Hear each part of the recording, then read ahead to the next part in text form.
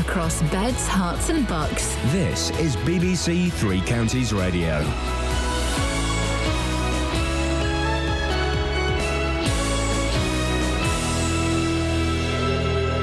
It's 6 o'clock. The headlines. Bedfordshire Police Commissioner risks defeat in bid to fund more officers. Hertfordshire Council criticised over housing rents, and stoppage time winner for Watford. BBC Three Counties Radio. Bedfordshire's Police and Crime Commissioner has defended a move to raise the police council tax contribution by nearly 16%. The rise has triggered a referendum, with the Commissioner's own polling suggesting he could lose in the May vote. More from our political reporter Paul Scoynes. Ollie Martin says the rise is vital to maintain police numbers and to fight cybercrime and sexual exploitation. But the risk is huge. If he loses, and a YouGov poll for the Commissioner suggests 70% of residents will reject the idea, the knock-on cost to the taxpayer will be £600,000 and he'll be back to square one.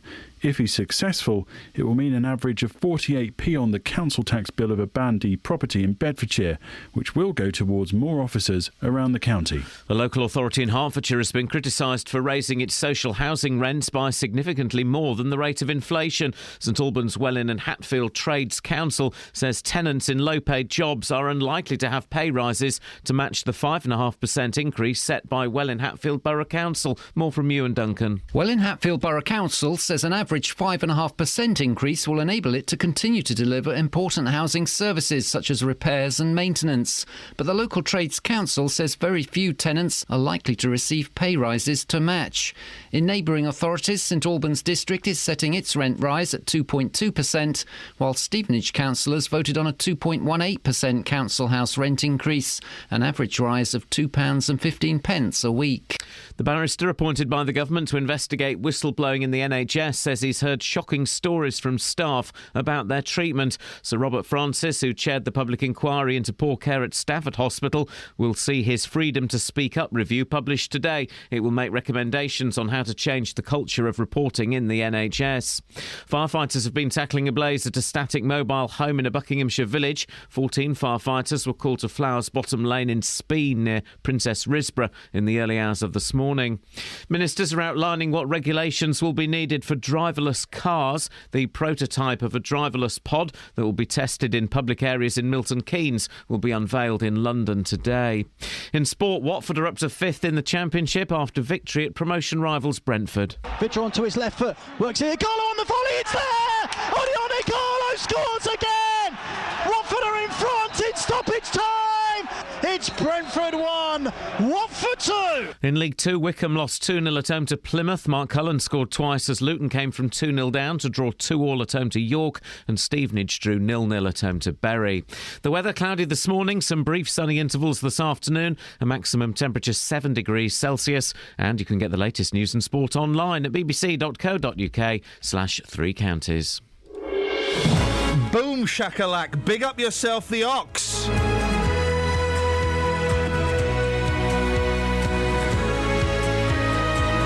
There's a vibe running through the building today. There's something magical, mysterious, naughty. I just popped upstairs. Dealey said he's got the vibe on. Kels, you got a vibe on? Yep.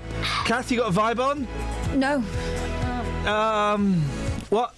What if you pretend to have? I mean, someone's taken the wind out of my... No. Let's put the wind back in your slightly... Short sales. Your disproportionate sales.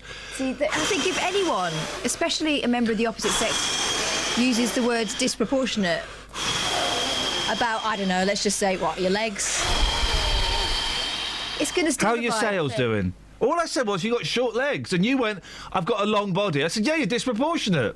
That's maths. That's body maths. See what I mean? Well, I've got short everything. Exactly.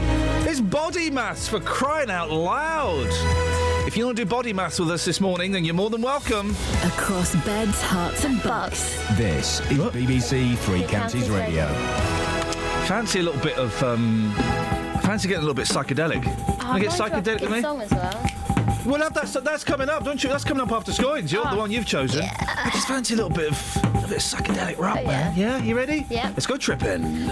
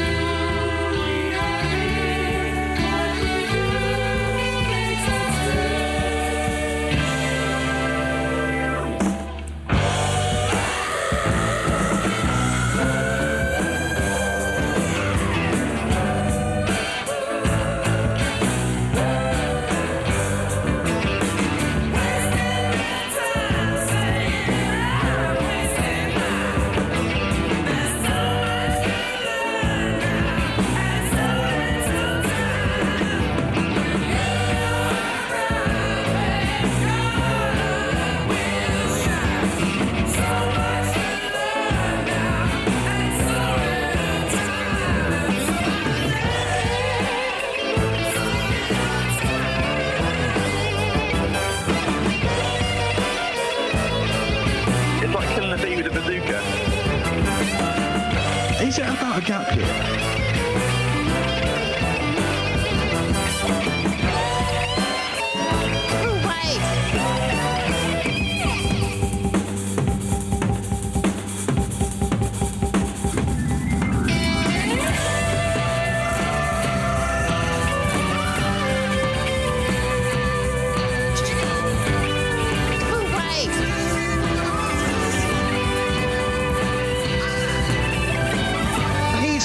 A legend in his own underpants. Is it about a gap here? I imagine it's got something to do with drop bags. I'll finish you in the face. Oh, sweet.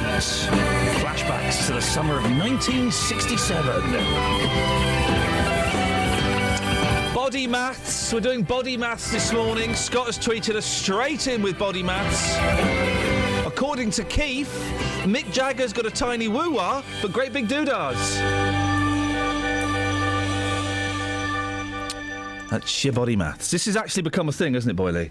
It's always been a thing, but you've highlighted it. Thanks very much. I saw you standing up and demonstrating the length of your leg to Kelly Betts. And let's be honest, that's rubbing it in her face. No. Steady.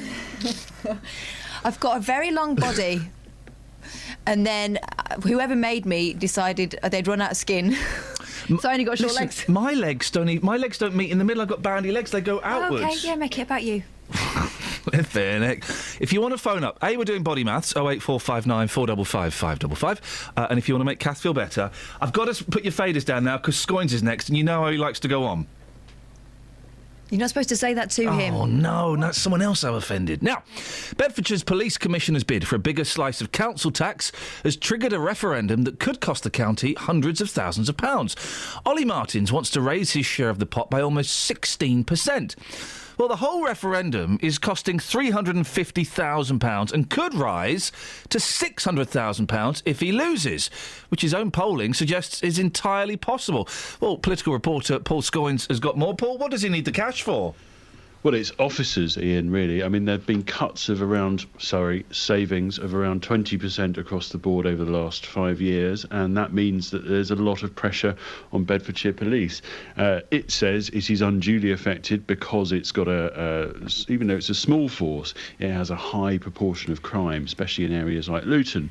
So it says it needs the extra money to put 100 more officers on the beat to deal with things like cybercrime and sexual exploitation. And if it doesn't get that money through this council tax rise, it won't be able to do that. Why does he need to put it to the vote? Can he not just go in and say, right, I'm the boss, this is what I want? Well, this is part of the council tax precept. What that means is that every department, like the fire brigade, the police, other parts of the authorities, get a certain amount of power to raise the council tax, or their slice of the council tax. And what Ollie Martins wants to do is raise his slice of the council tax by 15.8%. Now, the government in 2011, I think it was, capped or set a rise, a maximum rise that any authority could have before they had to then put it out to the general population and put it to a vote. That's a new thing.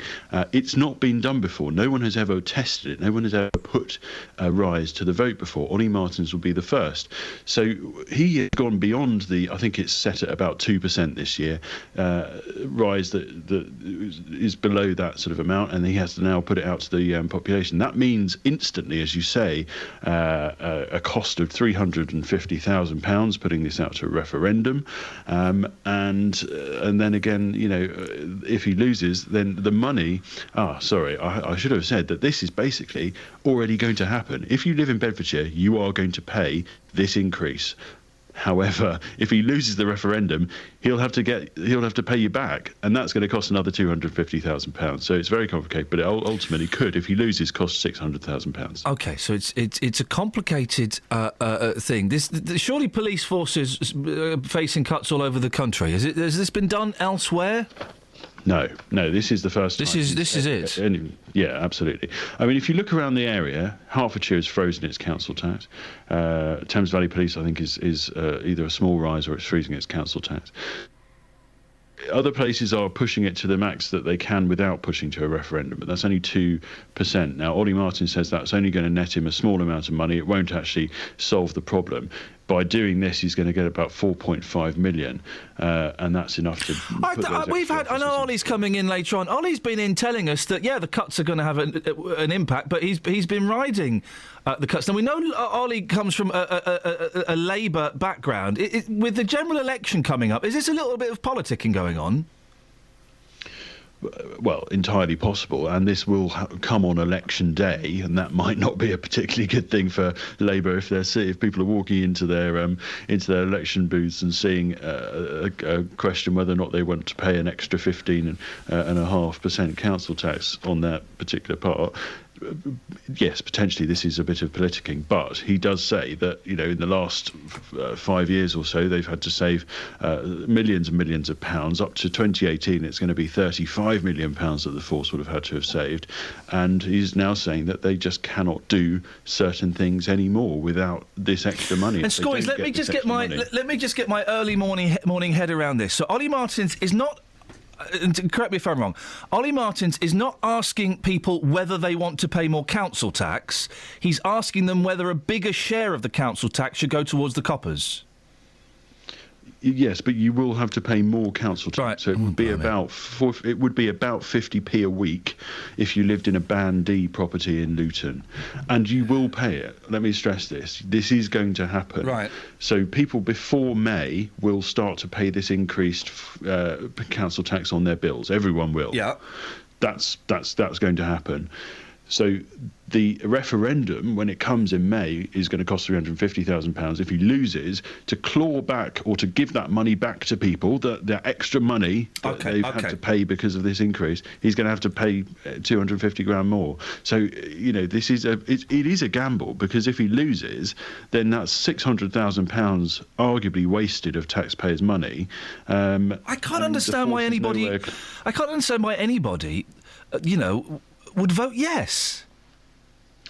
Well, interestingly, when you put the question to people saying, would you like to pay a little bit more on your council tax to fund more police officers, to fight things like cybercrime, to fight sexual exploitation, to put in extra resources into your local area, people say yes. The polling that Ollie Martins has done suggests that when you ask people that question and give them the reasons why you're going to make them pay more money, people agree, and they say, yeah, I think that's reasonable. And actually, quite a lot of people agree. If you look at some of the polling he's done, he says 85% of people say yes. However, that's not going to be the question on the ballot paper, because they can't be as sort of, if you like, they can't add as much information as that. There has to be a cold, do you want to pay more, 15.8% more on the council tax bill of the police section? It has to be as blunt as that. And when the polling comes back from that, he's done some polling from YouGov, it's 70% no.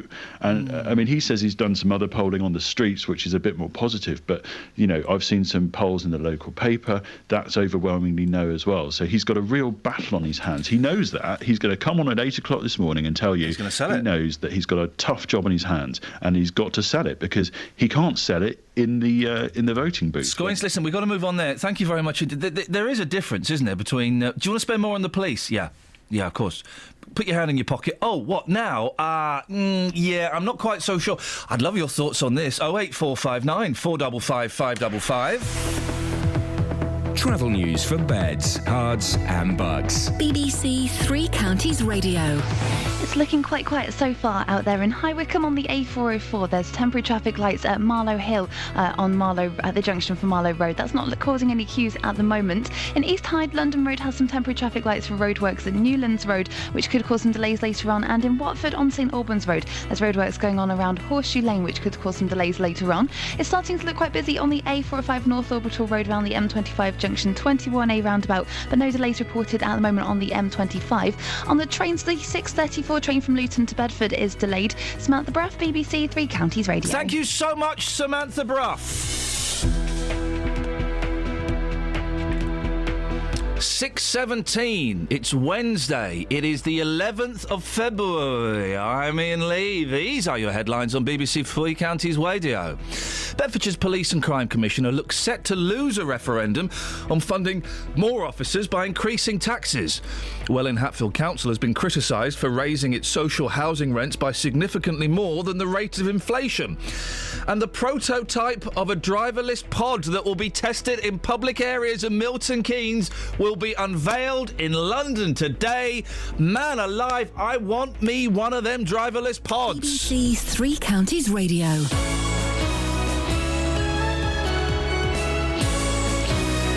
EastEnders live. Doc Cox, not Doc Cox. What was the doc called in EastEnders? Kels?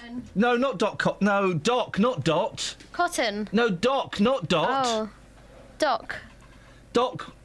What? There was Reg Cox was the first person to die. Doc Cox? Doc, no. Doc, no. Doc Cox was on That's Life. Dock of the Bay? Sitting on the dock of the... Oh, what was the dock called? On BBC One. I shared everything with Lucy growing up. We had our own little world. Our little secrets. Our little secrets.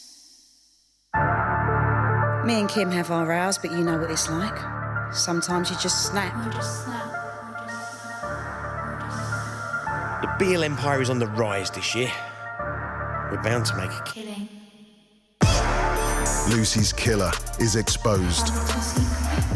EastEnders. Live week starts Tuesday the 17th of February on BBC One and BBC One HD. Still thinking, what's the doc... Chris? No, I don't know. It was that little old geezer that was bald, that's all I know. It was the little old geezer that was bald. You're right, but what was his name? I can't remember. Okay. He's gone for years. That's been gone. I bet he comes back for this 30th anniversary. I bet he comes back. No, I don't know. He was looking a bit aged at the time. So I bet he comes back, and I bet Wixie comes back. What about Dirty Den? Well, his Dirty Den's under the floorboards, isn't it? Mate, they come back even so. Hang on a second. Remember when he went down in the water? I do, yeah. That's why they booted him off the show. Oh no, it's for Skype. Hang on, Lee. Yeah. What's the doctor called? Dr. Leg. Dr. Leg! Ladies and gentlemen, Dr. Leg, of course. I bet he comes back for the 30th anniversary, Lee. I don't think he will. Hey, here's something I found out in the paper. He was about 80 when he was in it before. No, but he's still alive, right? And I tell you who's not alive. Yeah. Andy from EastEnders, the Scottish fella. Oh, yeah, the nurse. Yeah, he died in real life. Oh, right. OK, Lee, thanks for calling. Yeah, cheers, mate. Bye. Chris. Hello, Dol. Dr. Leg. Nah. Yeah? Nah, we don't want to know Dr. Leg. We don't watch EastEnders anyway. Oh, what do we watch? Do we watch Emmerdale Farm? Yes. Yeah. And Coronation Street. Yeah. That's if I get home from work in time. Exactly. We've all got a hard life, apart from me. It's quite easy, actually, so I mustn't grumble. What have you got for us, Chris? Well, you said you'd like to hear someone that would say yes to the policing, giving them extra money. I would. You'd pay more money, would you? Yeah, I would. 50 pence a week? Yep, I would. £4 a month? Yeah, because nothing is for free, unlike your little man who says we deserve things that are free. Well, he makes a strong point. People in this country deserve to have stuff for free. He makes a valid point. You know, it goes completely. If we all did that, nobody would probably go to work who'd get anything. And I wonder if I dare play that to Ollie Martins when he pops in later on. Oh, don't. But I do think to be serious. Then. Okay, no, to be serious. Okay, so you're given the option. You go into the polling booth, and it says, "Would you pay an extra 50 pence a week for the police?" You tick that, would you? Yes, I would. Okay. Would you pay an extra 50 pence a week for the NHS? Yes, I would. Would you pay an extra 50 pence a week for the for social housing? No. Why not? Well, you know my opinion on free stuff for people that don't deserve it. What? I'm not saying they all don't deserve it, but I'd say some of them don't. I would suggest a tiny minority of people in social housing don't deserve it, but the majority of them, I would. Okay, I'll give them 25p. Well, no, you can't decide. It's 50 pence or nothing. No, but I do believe, right, that the police and the NHS are things that we really do need. If you'd have asked me about the fire brigade, I'd have said yes for them. Emergency services, yes. What about libraries, Chris? Because I buy my own books and there's the internet now, I'm not really sure. Someone said, I don't actually believe that there will be books in the future. Everyone will go to the internet. Shut up, Chris. There won't be. All right. What about, okay, there's a box that says, will you give an extra 50 pence a week for elderly people's transport? Sorry, what? Elderly people's transport. Oh, yes, I would. Gosh, if the politicians are listening, they can get an extra £5 out of you. You see, it all adds up, Chris. Yeah, but I love the old people. I think they've done their bit and they deserve whatever. What about the lazy old people? There are some lazy old people that haven't worked a day in their life, just sat on their wrinkly old backsides. Less of them than there are old people that have done their bit. Yeah, but that's the same percentage. It's a generation There's the same. no. It's a generation thing. There is the no, Chris. There is there's the no. Need to shout, darling. You are the shouter, you lush. There is the same. I'm just loud. There are the same percentage of old people that haven't done anything as there are younger people that aren't doing anything now. No, older people actually fought wars for us. No, they didn't. Not this generation of old people. The war was years ago. The Falklands wasn't a generation that's still here. Chris, there are Falklands veterans listening. I go, I'm not old. I'm not that old. Chris, I do like your call. Thank you very much. Thank you very much indeed. 08459 455 555. Now, speaking of social housing, a Hertfordshire council has come under fire for raising social rents way beyond the rate of inflation. St Albans, Welwyn and Hatfield Trades Council say tenants in low-paid jobs are unlikely to have pay rises to match the 5.5% increase set by Welwyn Hatfield Borough Council. Catherine has got more information on this. Why is opposition to Welwyn Hatfield Council's decision to increase rents? Why is there opposition? Well, the council's social housing rents being questioned by the St Albans, Welwyn and Hatfield Trades Council branch. It's concerned that tenants are likely to be in low-paid jobs and so won't be able to afford the increase. The Trades Council says workers will not get pay rises on that scale because the rate of inflation has just fallen sharply to 0.5%, the lowest level for consumer prices index since the year 2000. But the rent calculation is set partly on the inflation rate back in September when it was 1.2%. OK, so then why are Welwyn Hatfield Council raising the rent by that much? Well, they say that the problem of local authority finances is at the heart of this increase. In other words, they need the money. No. The council says an average 5.5% increase. I mean, that is a whopper.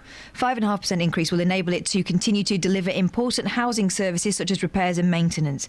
The rent charge in Welwyn Hatfield Borough will still be well below the private sector, they say, with the average charge for a two-bedroom council home about £106 a week, and that's compared with £229 if you were renting privately. Well, yeah, it may well be below the private rent, but if people can't afford it, then they're going to be in trouble. What's the situation in neighbouring authorities? Well, we've had a look at St Albans District Council. They're increasing rent by 2.2%, and Stevenage... hang on a sec. Hang on. It's completely gone. Hang on. The rise puts a rent for an average council property in Stevenage at £98.58 per week, almost half of the average weekly private rent of £198. Also makes Stevenage council house rents the lowest in Hertfordshire, so Stevenage compare quite favourably. OK. Rent increases for Watford are due to be announced to tenants in the next week, but they're likely to be around a similar figure to St Albans and Stevenage.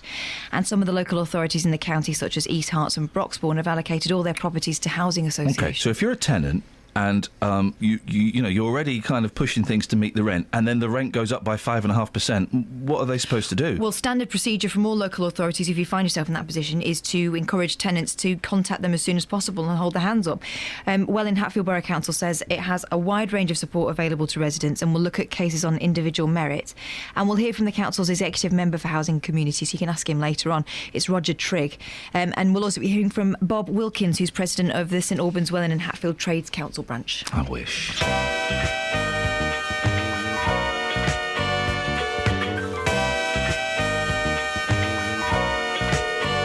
Hello? I wish I was a little bit taller. I wish I was a baller. I wish I had a girl who looked good, I would call her. Wish I had a rabbit in a hat with a bat and a 6'4" parlor. I wish I was like 6'9" so I can get with Leoshi, cause she don't know me, but yo, she's really fine. You know, I see her all the time, everywhere I go, and even in my dreams, I can scheme a way to make her mine. Cause I know she's living fat. Her boyfriend's tall and he plays ball, so how am I gonna compete with that? Cause when it comes to playing basketball, I'm always last to be picked, and in some cases never picked at all. So I just lean up on the wall, or sit up in the bleachers with the rest of the girls who came to watch they man ball. Dag y'all, I never understood black, why the jocks get the fly girls, and me I get the hood rats. I tell them scat, skittles, the Bible. Got hit with a bottle, but in a hospital for talking that mess. I confess it's a shame when you living in a city that's the size of a box and nobody knows your name. Glad I came to my senses, like quick, got sick to my stomach, overcome it by thoughts of me and her together, right? So when I asked out, she said I wasn't a type. I wish I was a little bit taller. I wish I was a baller. I wish I had a girl who looked good, I would call her. Wish I had a rabbit in a hat with a bat and a 6'4" parlor. I wish I was a little bit taller. I wish I was a baller. I wish I had a girl who looked good, I would call her. Wish I had a rabbit in a hat with a bat and a 6'4" parlor.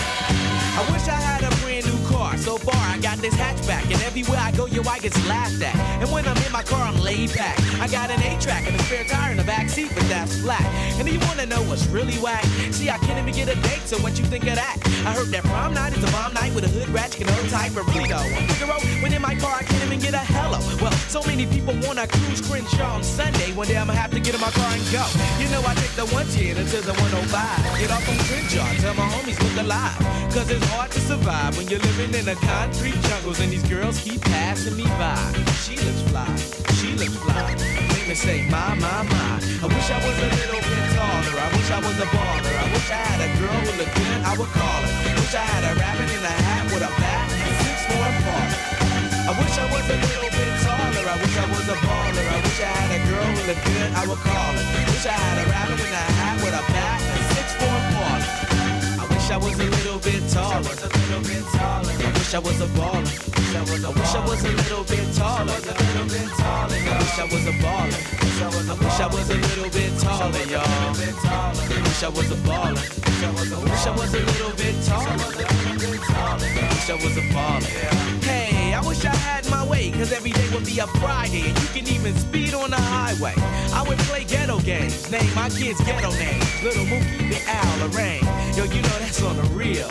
So if you down on your luck, then you should know just how I feel. Cause if you don't want me around, see, I go simple, I go easy, I go Greyhound. Hey, you, what's that sound? Everybody look what's going down. Ah, yes, ain't that fresh? Everybody wants to get down like that. Wish I was a little bit taller. I wish I was a baller. I wish I had a girl who looked good, I would call her. Wish I had a rabbit in a hat with a bat and a 6'4" parlor. I wish I was a little bit taller. I wish I was a baller. I wish I had a girl who looked good, I would call her. Wish I had a rabbit in a hat with a bat and a 6'4" parlor. Travel news for beds, cards and bugs. BBC Three Counties Radio. On the motorways, there are no major delays reported so far this morning, but it's looking quite busy on the A405 North Orbital Road around the M25 junction 21A roundabout. In Neasden, on the North Circular Road as well, there are queues building up between the Staples Corner flyover and the Brentfield Road at Wembley. And in Chesham Bois on the A416 Amersham Road, there's roadworks going on at the junction for Bois Avenue. And in Harpenden on Luton Road, there's roadworks going on at the Pleasance, but that might cause you some delays later on. It's looking fine at the moment, though. On the trains, no reports of any problems so far. Samantha Bruff, BBC Three Counties Radio. Across beds, hearts and bugs. This is BBC Three Counties Radio.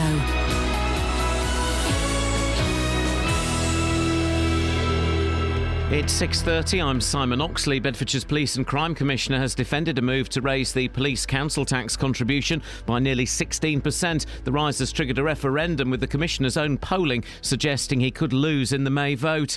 Welwyn Hatfield Council has been criticised for raising its social housing rents by significantly more than the rate of inflation, and the prototype of a driverless pod that will be tested in public areas in Milton Keynes will be unveiled in London today. Three Counties Sports. BBC Three Counties Radio. Watford are up to 5th in the Championship after coming from behind to win 2-1 at 10-man Brentford. Odion Ighalo scored both goals, with the winner coming in stoppage time after Troy Deeney had missed a penalty. His manager Slavisa Jokanovic. Today we played with fire, but we can repeat some situation what we made today. I must be happy with 3 points. I am not completely happy with our performance. In League 2, Wickham are down to 3rd after losing 2-0 at home to Plymouth. Luton slipped to 5th after coming from 2-0 down to draw 2-2 at home to York, with Mark Cullen scoring both goals after the visitors went down to 10 men. Hatter skipper Steve McNulty also received a red card late on. His manager John Still. If I had been referee, I wouldn't have given that at all, and I certainly wouldn't have given the second one either, because it just looked as though he cleared the ball. 2 people went for it. It looked like he cleared the ball. I'm not 100% sure he caught the player, but that's from where I'm standing. Referee's view is different. And I think everyone that's looked at it at the moment has said that was harsh. But we'll have a look and we'll see where we are. And Stevenage drew 0-0 at home to Bury with the Lamex Stadium pitch. Again, the talking point for manager Graham Westley. You know, again, we've taken injuries tonight where lads have gone down potholes. Ash has turned an ankle. Darius has said that the pitch has sort of like affected his judgment on the tackle. We've already lost Barnard, we've lost Brunt. It's really difficult out there. And you've got to play in a certain way to try and deal with the surface. In the Premier League, Harry Kane scored again for Tottenham, but Mario Balotelli stole the show and the points for Liverpool in a 3-2 win at Anfield. Arsenal beat Leicester 2-1. QPR won away for the first time, 2-0 at Sunderland, and Aston Villa are in the bottom 3 after losing 2-0 at Hull. Tonight's matches include leaders Chelsea at home to Everton, Manchester City at Stoke, and Manchester United versus Burnley. And in Conference South, St Albans drew 0-0 at Haventon Waterlooville. BBC Three Counties News and Sport. The next full bulletin is at 7. Simon. Iain. £10 million a game. Are they having a laugh? This is no. I don't like football. I don't do football. But I heard the ridiculous figures that Sky are paying to get secure. Did you hear this, Catherine? £10 million a football match. That's what it works out as. 5.4 billion overall between Sky and BT for the various packages for the Premier League, and that works out per televised game just over £10 million. And I'm assuming that because this money will go to the football clubs, will it? It goes to the clubs, and a lot of it obviously then ends up in the pockets of the players. But they're being told by politicians, look, you've got to dish it out down to the grassroots level, and ticket prices will come into it as well. Well, this is what I was going to say. I'm assuming that they have to reduce the ridiculous ticket prices. Well, yeah, one would like to think so, but don't hold your breath. But I mean, it does sometimes work its way down through the league. Spurs have just paid $5 million for Dele Alli from Milton Keynes Dons, and we were talking last week about the, Crystal Palace are able just to throw 35 grand away, like you or I had dropped 50p on a young kid from Barton Rovers. So it does work its way down into the system, but ticket prices going down, wouldn't bet on it. Simon, thank you very much. People in this country oh no, hang on a minute. deserve to have stuff for free. Wasn't expecting that, but it always works. Always works. Of course it does. I mean, £10 million a game. It's only football. It's only football, Catherine. 2 words. Market forces. Oh, well, as long as Wayne Rooney gets to buy himself a brand new house out of it, that's all I'm bothered about. £10 million a game. I mean, it's a sweet job if you can get it. Kels, 10 million. Let's get Kelly's reaction to this, shall we? Yeah. Do you want to ask her or shall I? Kelly Betts. Yes. You ask her. All right, I'll ask her. Kelly Betts. Yeah. £10 million a game. Wow. There we go. You see, that was wow, worth indeed. pursuing. Wow, indeed. That's the official word. The word is wow. What you got in the papes? A thief caught on CCTV stealing a giant teddy bear. You scumbag. Let's hang him. Was shamed into giving himself up when he fair realised it was the top prize for a charity raffle. Fair play, good lad. Let's unhang him. Oh, we can't. We killed him. We didn't. Brody Few walked into a police station clutching the 4-foot-high cuddly toy. Brody? Yeah. Few. 4 foot, this thing. After learning it was Brody Few's only 4 foot and he nicked a teddy bear. I don't know whether I feel sorry for him or I want to hang him. The teddy's 4 feet. Brody? Phew. Anyway. Are you enjoying this, Kels? It's a pantomime for you. Oh, no. He's only 4 foot tall, this Brody. How big was the bear? 4 foot. How did he carry it? That's massive. I thought it's the same size as him. It looks like he's doing something illegal to it. I thought I saw a ghost stealing. running around the house. It was just Brody. Phew. So he nicked a teddy bear exactly the same size as him. I want to hang him. What happened next? Phew. No. What happened? He brought the teddy bear back. Did they hang him? Should have flogged him. Hanged him and flogged him. Send him to Saudi Arabia. 1,000 lashes. 10 lashes a week. Let's see how long that takes. 20 weeks by my maths. What have you got in the papers? Got quite a lot of stuff in the papers. Go on then. Actually. Let's see if I let you get through it. OK. All right, fine. We'll go to the Sun page 25. Go on. We're going to go on. Good luck. Thank you. I look forward to it. It's on. Oh, you're like that fella that was rude to me on 8 out of 10 Cats. But you haven't got the charm. What was his name? Not Sean. Sean Locke. Sean Locke, that was the fella. It's very good. 2 men... Yeah. How many? Admitted proposing... Oh. ...while on the loo. Did the story, boom, in your face. Why were 2 men on the loo? Together? No. So many questions. And yet so few answers. What else you got? What else you done on the loo? No, I've done it. I've done mine. Your turn. People falling over. Wait. Why did they propose on the loo? Because they were lazy. And they needed a poo. But You. They'd been working up to it for some time. It was time to get it out. Some men, as well as a proposal. Here's the thing, OK? And here are 2 What ring questions. did they use? Here's the question of the day. Where do you do your thinking? And this is a fact. This is a fact. I know one of Britain's greatest songwriters, and he has told me that he gets the best ideas for his songs whilst he's doing a poo. Who is it? Andy Partridge. Oh. This is true, OK? This is true. Because it stimulates a part of the brain, the creative part of the brain. This is a fact. That is connected to that. And it stimulates it and it makes you creative. Oh. Where do you do your best thinking? Oh, 08459 I agree with that. Sometimes when I have a wee, it's my little break from the office, and I think, oh, what should I do next? Yeah, I'll do that. I'll email that guy. I'll do that. I'll do that. And then I'm refreshed. I have my best ideas. I have a notebook by the side of my bed. I have my best ideas between waking and sleeping. Between what? Waking and sleeping. That's what I thought she said. What, in the daytime? Whenever. So between waking and sleeping, Just as that's the daytime? No. That's the whole Just of as the I'm day. falling to sleep. No. Yeah. You said between waking and sleeping. Waking is... sleeping is... good night. So that's the whole of the daytime. I have a lot of good ideas. When? You should bring some here to this creative environment. I've got a really good idea now. Go on. Oh, that's rude.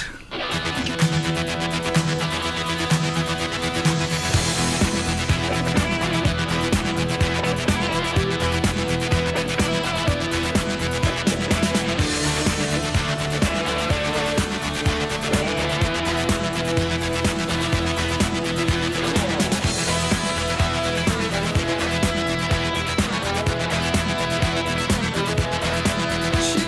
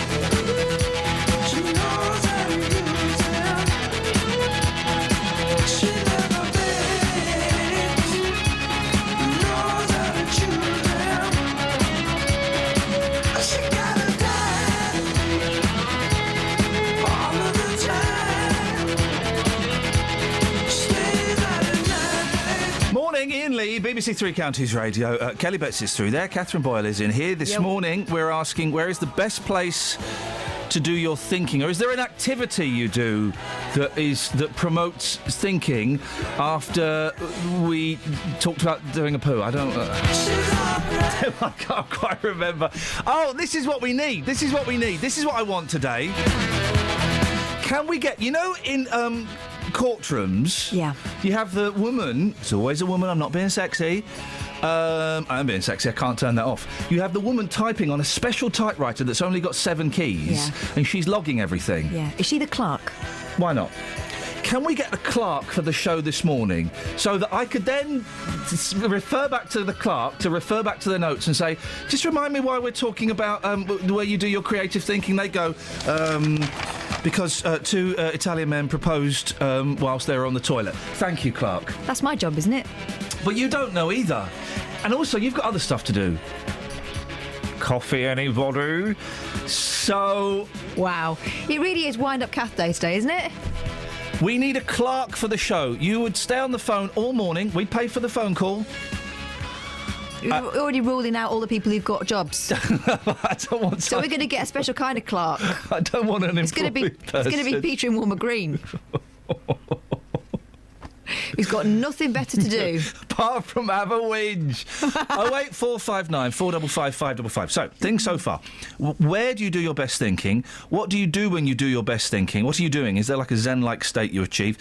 And can we get a clerk to sit on the phone for the whole show taking notes, please? Catherine, what else have you got? Nothing. Do the rude teacher. Where is he? He's in the mirror. Oh, yeah, hang on. Page 23 of the mirror. There we go. There's a teacher who... this guy is brilliant. I mean, we all like teacherly bants, and I can imagine... I hang around with children a lot, and sometimes a little bit of sarcasm needs to be let off, doesn't it? Yeah, and page 23 now. Normally they don't notice. I think in this case they did notice. In fact, we know that they noticed because there were complaints. He was a little bit cheeky. A four-mouth teacher, says the Mirror. I think they mean foul-mouth. You'll like this one, Kelly. Faces... If you were a teacher, this is the kind of stuff you'd do. A classroom ban for uttering repeated obscene sexual rants at pupils. I'm not saying you'd do that. Former professional footballer Michael Rankin. Steady. Is said to have and told... you know, if your name last name is something like Cox or Dix or Rankin... Willie. Or Mr. Willie, you're not... Don't become a teacher or change it before you become... You can't have a teacher called Mr. Rankin. You just can't. Ask him for trouble. I mean, even if you've not got a name that's asking for it, you will get one. So, I don't think you can win. Former professional footballer Michael Rankin is said to have told one child, every time I'll change it, shall I? Yeah, I probably should. Blueberry. Every time I blueberry your mum, she makes me a sandwich. That's why I'm fat. The one-time player for Dumbarton is accused of telling another, that's me and your mum in the back of that car while watching a sexy scene in the film Bend It Like Beckham where a car bounces up and down. What does he say to the kids? When he insults the kids? He's got some great ones. Rankin's also alleged to refer to one pupil as Shrek before asking another how many pies you had today. The pupil claims they were called a big bag of wind, fatty, fat again, blueberry, and fat, the worst word in the world, cranberry, let's say, by the wildly swearing master. Imagine your teacher calling you a fat blueberry, and blueberry's the F word, yeah? No, there was a B. OK. And a fat cranberry. Imagine that. But how old are these kids? Like 9? Some as young as 13. They're probably saying it's him first. Yep, some as young as 13. His name's Rankin! The thing is, Kelly, he's the grown-up in this scenario. Got to rise above. Don't join in. And it sounds like he was leading it. Travel news for beds, cards and bugs. BBC Three Counties Radio.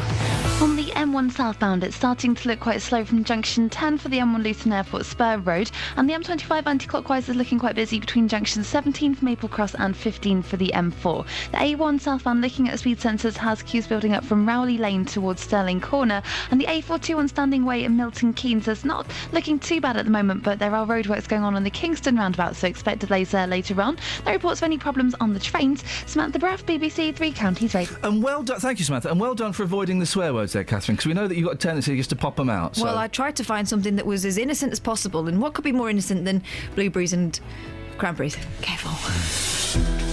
6:47, it's Wednesday, the 11th of February. I'm Iain Lee. These are your headlines on BBC Three Counties Radio. Bedfordshire's Police and Crime Commissioner looks set to lose a referendum on funding more officers by increasing taxes.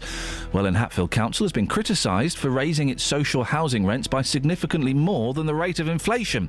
And I like this story. Go on. Why aren't we in this? The prototype of a driverless pod that will be tested in public areas in Milton Keynes will be unveiled in London today. Why aren't we in that driverless pod being carted around? It's in London.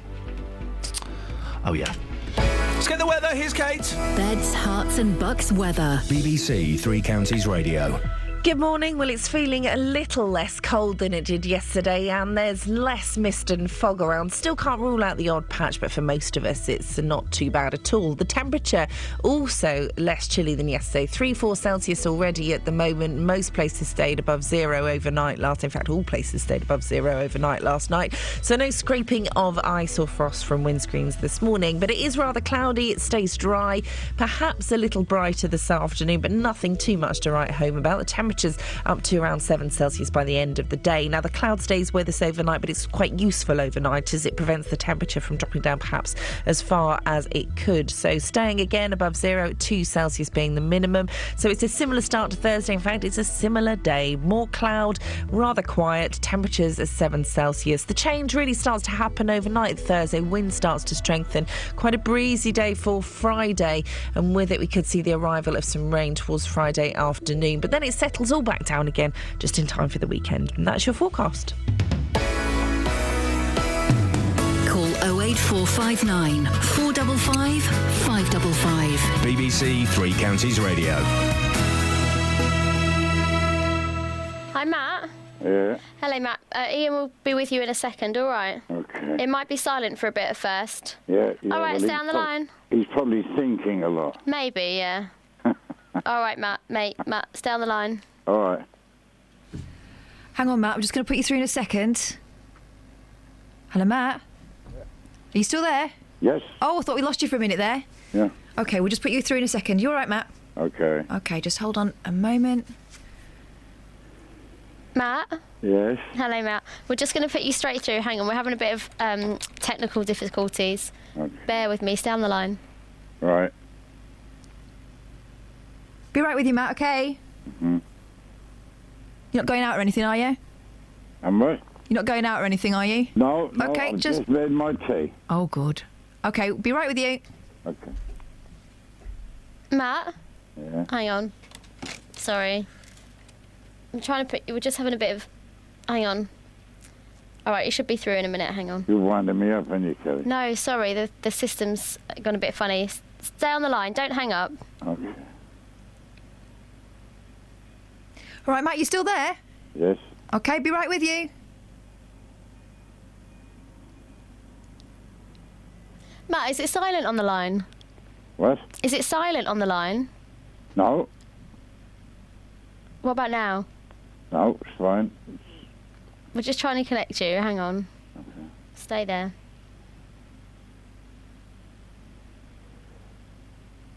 I think he's gone. Matt? No, I'm here. Hello, Matt? Yeah. Matt? Yes? Oh, you're there. Just a minute. We're just going to put you through now, Matt. Hang on 1 second. Sorry about all this. Bear with me.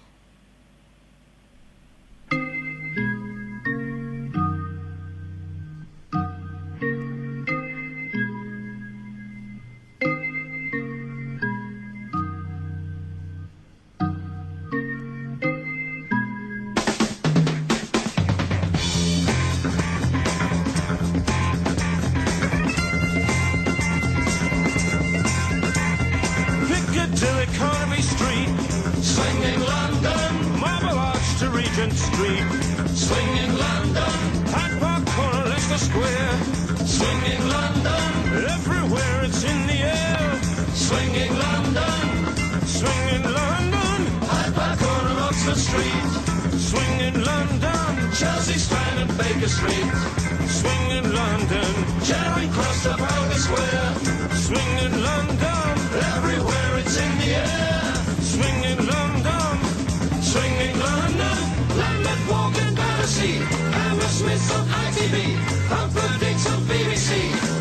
Going on and on, day and night long, swinging London, swinging London. Ding dong, ding dong, dong ding ding dong, ding dong, ding dong, dong ding ding dong, ding dong, ding dong, dong ding ding dong, ding dong, ding dong, dong ding ding dong.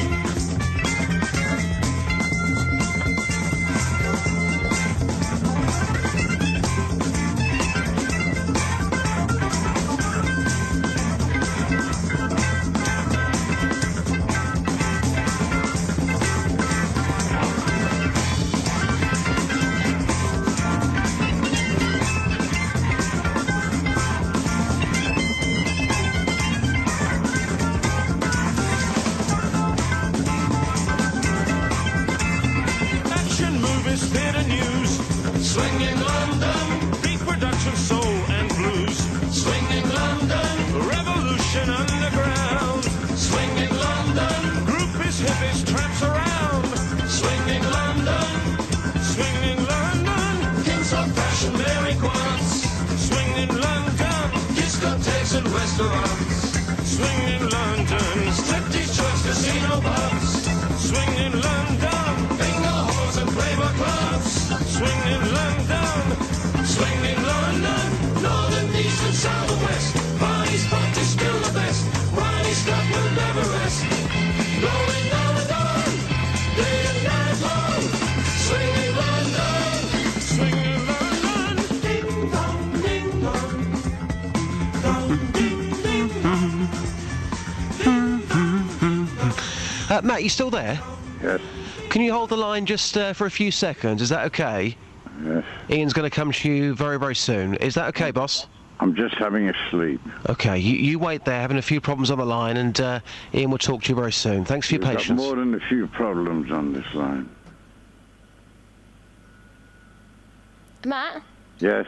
just checking that you're still there. Hang on, I'm just trying to put you through. We're having real problems with our phones this morning. What are you hearing? Swinging London. Oh, we would. Oh, Ian. Okay, all right. Hang on, stay on the line.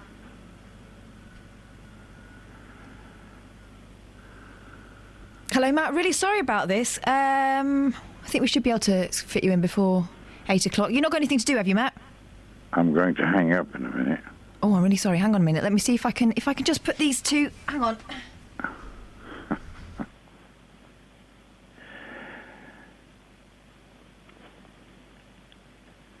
Why you pay £10 million a football match? It just seems a ridiculous amount to pay £10 million for a football match.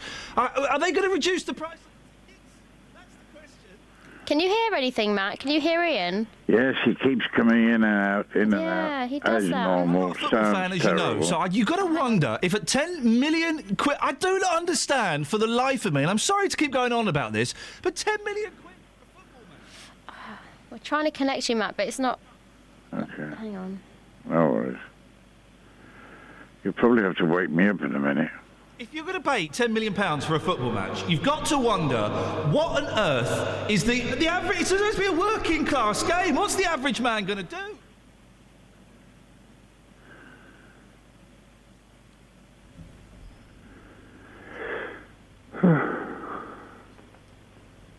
Hello, Matt. We'll be putting you through in just a second, okay? Okay. Really sorry about this.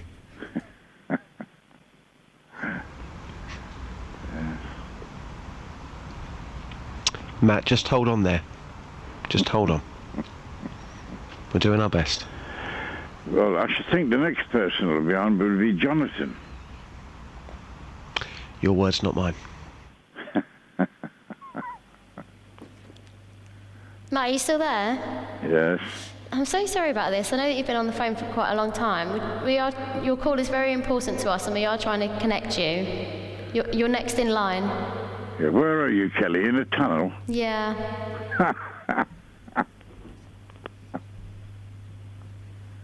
Just hold the line, Matt. We'll be right with you, okay? Okay. Don't go anywhere. No.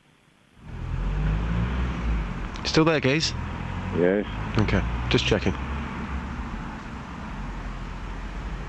Hold the line.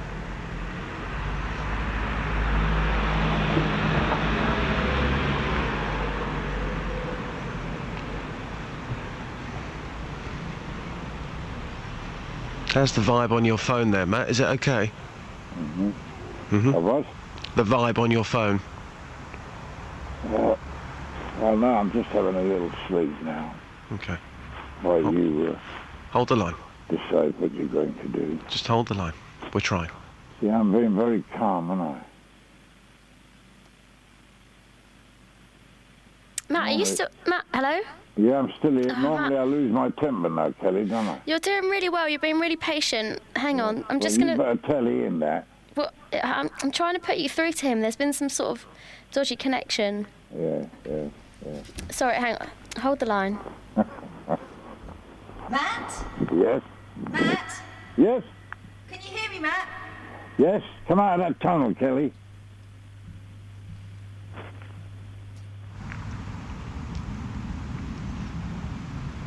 Matthew? Yes? Just checking you're still there. There's a train going past. Can you hear that train? No, I can't. I think that's in your mind. Just hold the line. Yeah.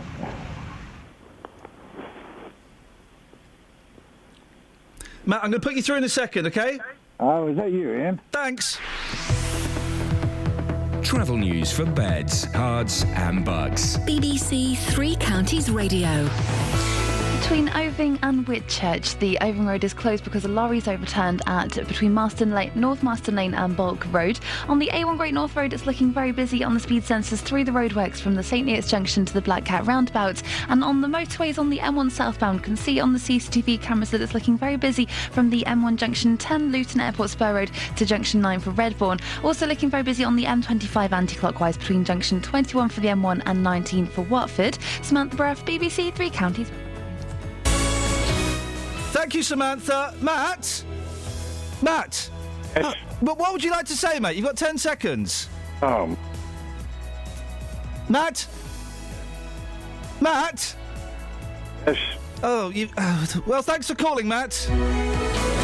Local and vocal across beds, hearts and bucks. This is BBC Three Counties Radio.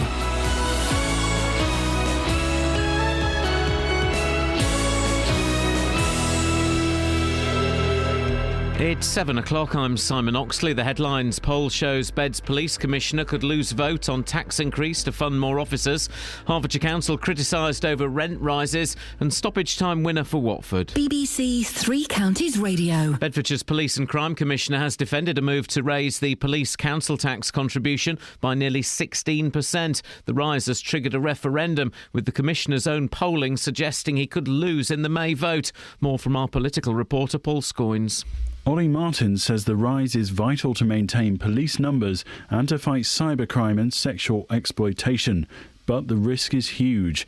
If he loses, and a YouGov poll for the Commissioner suggests 70% of residents will reject the idea, the knock-on cost to the taxpayer will be £600,000 and he'll be back to square one. If he's successful, it will mean an average of 48p on the council tax bill of a Band D property in Bedfordshire, which will go towards more officers around the county.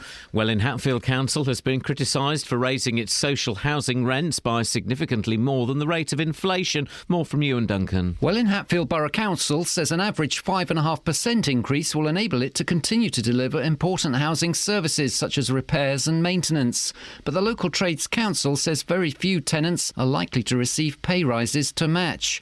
In neighbouring authorities, St Albans District is setting its rent rise at 2.2%, while Stevenage councillors voted on a 2.18% council house rent increase, an average rise of £2.15 a week. An inquiry into the treatment of NHS whistleblowers has heard what's described as shocking accounts of the suffering of staff who've raised concerns about patient safety. The inquiry publishes its findings this morning. Ministers are outlining what regulations will be needed headed for driverless cars. The prototype of a driverless pod that will be tested in public areas in Milton Keynes will be unveiled in London today. 2 children from St Albans who wrote a song about falling out of love with TV character Peppa Pig have been forced to remove their music from iTunes. More from Barry Caffrey. 10-year-old Joshua Lima and his 8-year-old brother Noah called their song Peppa Pig and used Peppa as the accompanying image when they made their song available for sale online. Months later, they received a trademark infringement notification on behalf of Entertainment One, the company that licenses the brand. The letter described Peppa as a valuable property and said the song must be removed. Although the song has been taken down, the boys hope to continue to make music and want to record an album by the end of the year. In sport, Watford are up to 5th in the Championship after victory at promotion rivals Brentford. Victor onto his left foot, works it, Carlo on the volley, it's there! Odione Carlo scores again! Watford are in front in stoppage time! It's Brentford 1, Watford 2! In League 2, Wickham lost 2-0 at home to Plymouth. Mark Cullen scored twice as Luton came from 2-0 down to draw 2-2 at home to York, and Stevenage drew 0-0 at home to Bury. The weather cloudy this morning with some brief sunny intervals this afternoon, a maximum temperature 7 degrees Celsius, and you can get the latest news and sport online at bbc.co.uk/3 counties.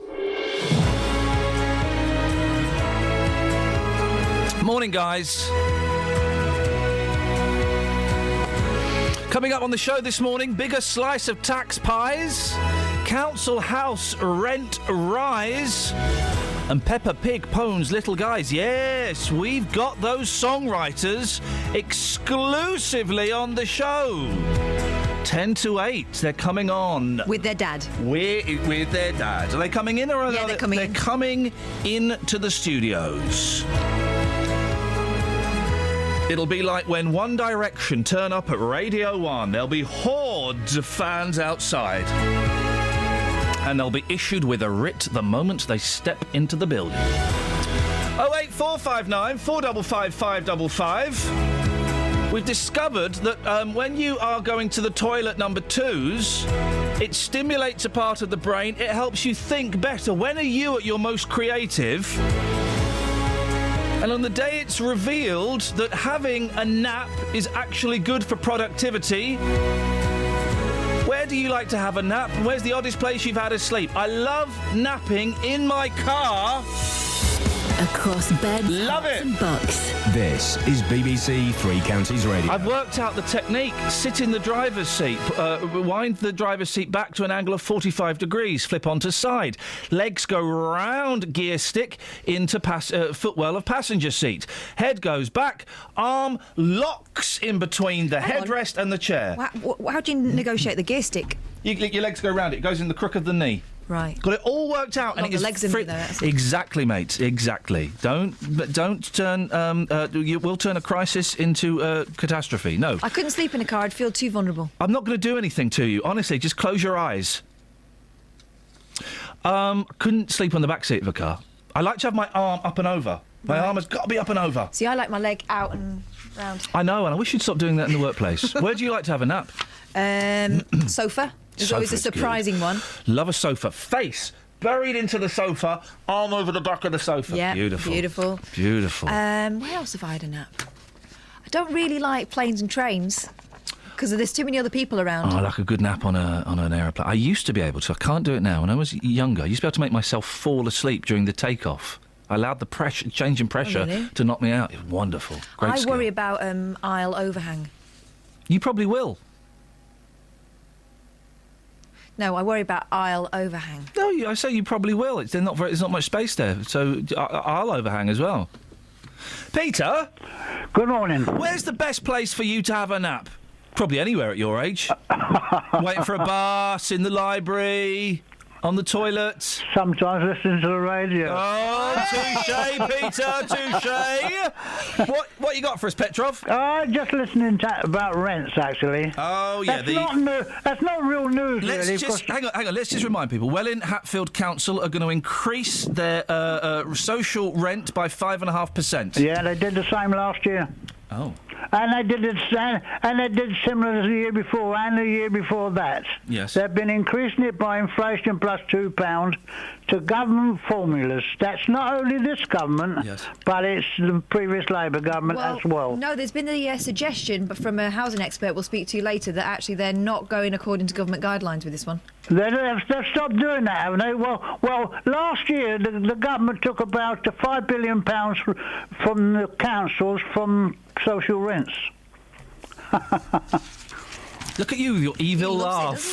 I don't know whether people really know the facts that goes on. No, you know the facts. My rent last year went up to £6.75. My pension went up much lower than that. So you're rolling in it then, Peter? Oh, yeah. It's all about the Benjamins for you. I won't tell you what it is. It's something to do with what you were just previously talking about.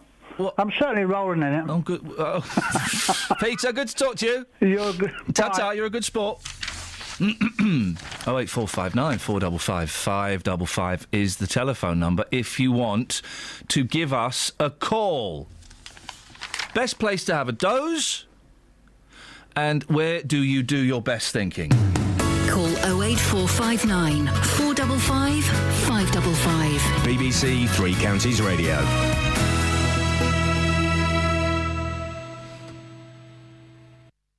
Bedfordshire Police Commissioner Ollie Martins has triggered a referendum over his plans to raise his part of the council tax in the county by nearly 16%. The whole referendum is costing £350,000, could rise to £600,000 if he loses, which his own polling suggests is actually entirely possible.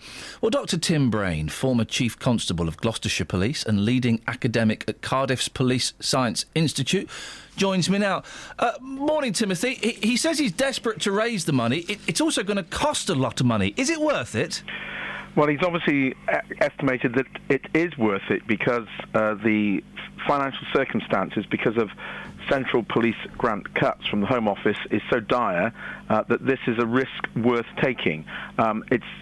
It's from what I can see, the costs are going to come out of the reserve funding, so it's not going to cost the council taxpayer in Bedfordshire anything more this year. But obviously it will be a hit on the reserves, so he can't use those reserves for something else. But Bedfordshire, along with all other forces in the country, have faced substantial cuts. Bedfordshire is a smaller force. It's very difficult to hide the effect of those cuts. And clearly, Ollie Martins thinks it's worth the effort to go and ask the people. That's what the referendum legislation permits, and he's using it for the first time. This is the first time. It could be quite an important decision either way. They're in a tricky situation, aren't they, PCCs, in the fact that, as you say, all of them are getting cuts in their funding, and they're desperate for cash. Yes, they are in a tricky situation. Dare I say it, they're all volunteers. Every PCC stood for election back in 2012, and whether you like this government's legislation on PCCs or police authorities, whichever one you prefer, this is exactly the job PCCs have been elected to do. And I think it's a matter of some praise that Ollie Martin is actually testing this legislation, whereas most of the others will hide behind the lowest possible increase they can put on council tax, short of going to a referendum. The people always kind of say, oh, would you like to pay more for the police? Most people will say yes, but when it comes time to put that tick in the box and put their hand in their pocket, I would imagine that they're actually slightly more reluctant. We're all the same. Benjamin Franklin in the 18th century observed that we're all for general efficiency, general savings, low taxation, but we like to see specific expenditure. So if you ask people, would they want to see more money spent on policing, the general answer is yes. If you ask them the question, do they want to pay more for it, the general answer is no. Now, I think this is where the role of the PCC comes into its own. It's to fight a campaign, to put forward his case, to take it round the county and win people over. He won't be able to do that just by simply having a good case on paper. He's got to actually fight a mini-election campaign, go on the stump, go to public meetings, be active on websites, take advantage of broadcasting opportunities, and do some door-to-door and actually convince people this is what they need. Because my own experience back in Gloucestershire, back in the early 2000s, is if you actually do take a case to the people and argue it, people do understand and are prepared to consider quite considerable increases in council tax. Different regime, of course, back in the early 2000s, but people nevertheless were prepared to support a substantial hike in council tax in Gloucestershire, far higher than what Mr Martins is seeking now. Timothy, really interesting talking to you, and it's interesting that twist of turning it into a mini-election. That's Dr Timothy Brain, leading academic at Cardiff's Police Science Institute. He was also a chief constable, so he knows what he's talking about. Ollie Martins is coming on just after 8 o'clock to, I guess, kick off that campaign. And I suppose that's what he needs to do, doesn't he? He needs to go round, knock on doors, speak to people here and convince them that actually it's a good idea. Do you think it's a good idea, Dave? Oh, good morning, boss. Yeah, hang on. Do you think it's a good idea, Dave? What's that? What I was just talking about, mate, for the last 10 minutes. What, about the police? Yes, mate. Yeah, no, I say reduce them. Sorry? Reduce your council tax. No, increase it. What we got police for? Well, to help cut down crime and to investigate crime. What a big laugh. What? I've got no trust in the police, mate. Why is that, mate? Big story, but I can't go on the air with it, but it's a big story. Why? Were you arrested for a murder you didn't commit? Well, not me, but not a murder, but many things by the police of the past. OK, so you're saying we should get rid of the police? Yeah. What? No good. Are you nuts? No. But just because you did a bank robbery and you got fingered... No, I didn't do a bank robbery. Did you get fingered? Yes, but... Who fingered you? The police fingered you? Yeah, and my two boys, and others. It's a big story, Iain. I can't go through it, but... this is suddenly Dave's not quite as dull as we thought. He's got previous. Did they find out about that jewel heist, Dave? Yeah. What jewel eye? Oh, exactly. Jewel eye? Yeah. You got jewel eye? What's a jewel eye? It's after June. This police business... Yes, Dave? I don't agree with it at all, mate. What? When you say the police business, you mean the police? You don't agree with them? No. I think it's called the police force or police service Police now. service nowadays, yeah. You don't no. agree with the police? No. Whatever? No. Because I you don't got fingered them. for a jewel eye? No, I don't trust them, mate. Because of jewel eye? That's my feeling. What about an August? Who? So No, what I actually come on about... Yeah. It's to slag off the police, it sounds like. Excuse me. If you're a serving police officer and you want to stick up for yourself, well, we'll give you Dave's address. Yeah, well, do that. They know me. Yeah, well, it turns out you got previous. You got done for a jewel eye. Yeah.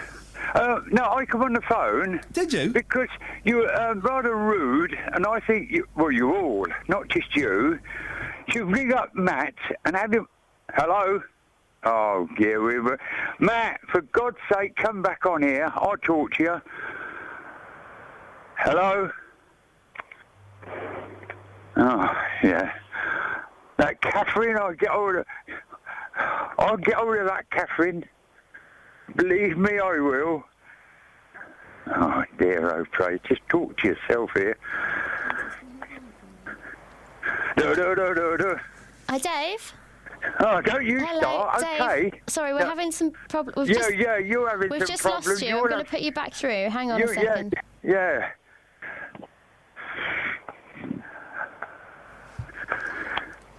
Who's this on the line? Is that Dave? Oh, Dave, hello, Dave.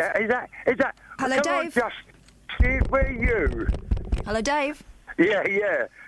Can't hear me. Can't hear me. Oh, yeah, I'll get you, Kath. Dave. Yes. Oh, yeah, he's there. Stay on the line. Hang on. Oh, dear, oh, pray. Let's go to Dave in Luton. Morning, Dave. What do you think about that? Oh, you started again, ain't you? What do you think about the police? I don't. What do you mean you don't? What do you mean you don't? I think you should ring up Matt and deeply apologise. Hello?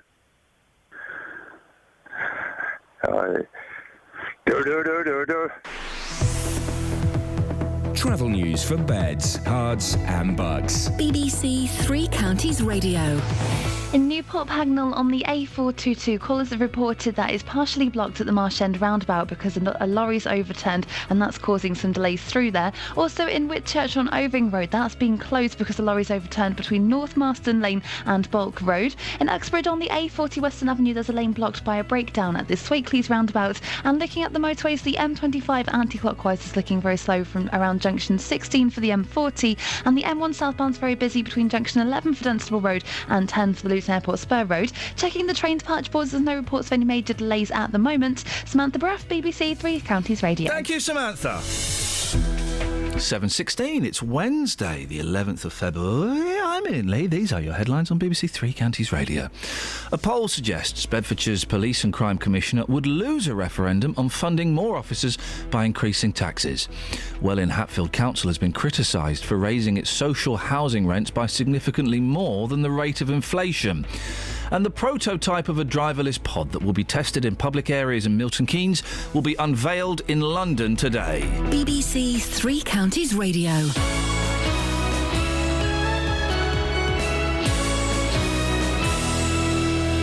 Every weekday morning. Let me get on with your consumer problems. Should I expect it to last as a £350 TV or a £250 TV? Jonathan Vernon Smith. Have you gone back to the retailer? I went and spoke to the company that you'd paid the money to. The JVS show fights for your rights and tackles your consumer problems. So I emailed again and reminded them of the statutory rights, which I've heard in your programme. If you need our help, email jvsshow@bbc.co.uk. They've backed down and they have put in writing to me that I no longer owe the money. And we could do the same for you. That's fantastic news. Thank you so much, Jonathan. Your team is fantastic because you look after the people. The JVS Show, weekdays from 9 on BBC Three Counties Radio. We'll talk about social housing in a minute, but before that we've been talking about when do you do your best thinking, where is the best place to have a nap, and well, he's been bullying old men as well. Any texts, Catherine? Only about police. Mark in Bedford says, please ask Ollie Martins who he is proposing will be eligible to vote on the increase. Will this be limited to people who actually pay council tax or anyone on the electoral roll? I would have a major problem with people voting on something they don't contribute to. This is Mark in Bedford. Everyone pays council tax to a certain extent, and you might have a massively reduced council tax, but everyone pays, don't they? Or am I being wildly naive there? Who would be exempt from council tax completely? Even if you're on benefits, you have to pay. Yeah, you do. Part of it. A proportion of your. Yeah, I mean it's significantly reduced, but everyone pays council tax. So yeah, everyone who pays council tax. Glad we've answered that one. Only council tax dodgers wouldn't. Yeah, and they probably wouldn't be bothered about voting anyway. No. 08459 455 555, or you can text 81333. Start your text 3CR. Now, Welwyn Hatfield Borough Council has been criticised for raising social housing rents beyond the rate of inflation. St Albans Welwyn and Hatfield Trades Council says tenants in low-paid jobs are unlikely to have pay rises to match the 5.5% increase set by Welwyn Hatfield Borough Council. Well, Roger Trigg is Executive Member for Housing and Community at Welwyn Hatfield Borough Council, and Bob Wilkins is President of St Albans Welwyn and Hatfield Trades Council branch. And yes, I am being paid per pound every time I say the word Welwyn. Let's start with Roger. Roger, morning. Why have you put the rents up? Good morning. Well, our rents have been historically very low and well below market rents, currently something like 50% of private market rents. And to facilitate keeping our housing stock in good condition and generally running the housing revenue account not in deficit, we found that 5.5 was the best we could increase this year. How did you come up with that figure? Well, it's quite a complicated calculation done by our financial accountants in the housing department and based on government guidelines. What government guidelines are they? Well, that we have to keep the housing revenue account in balance and we have to repair the stock.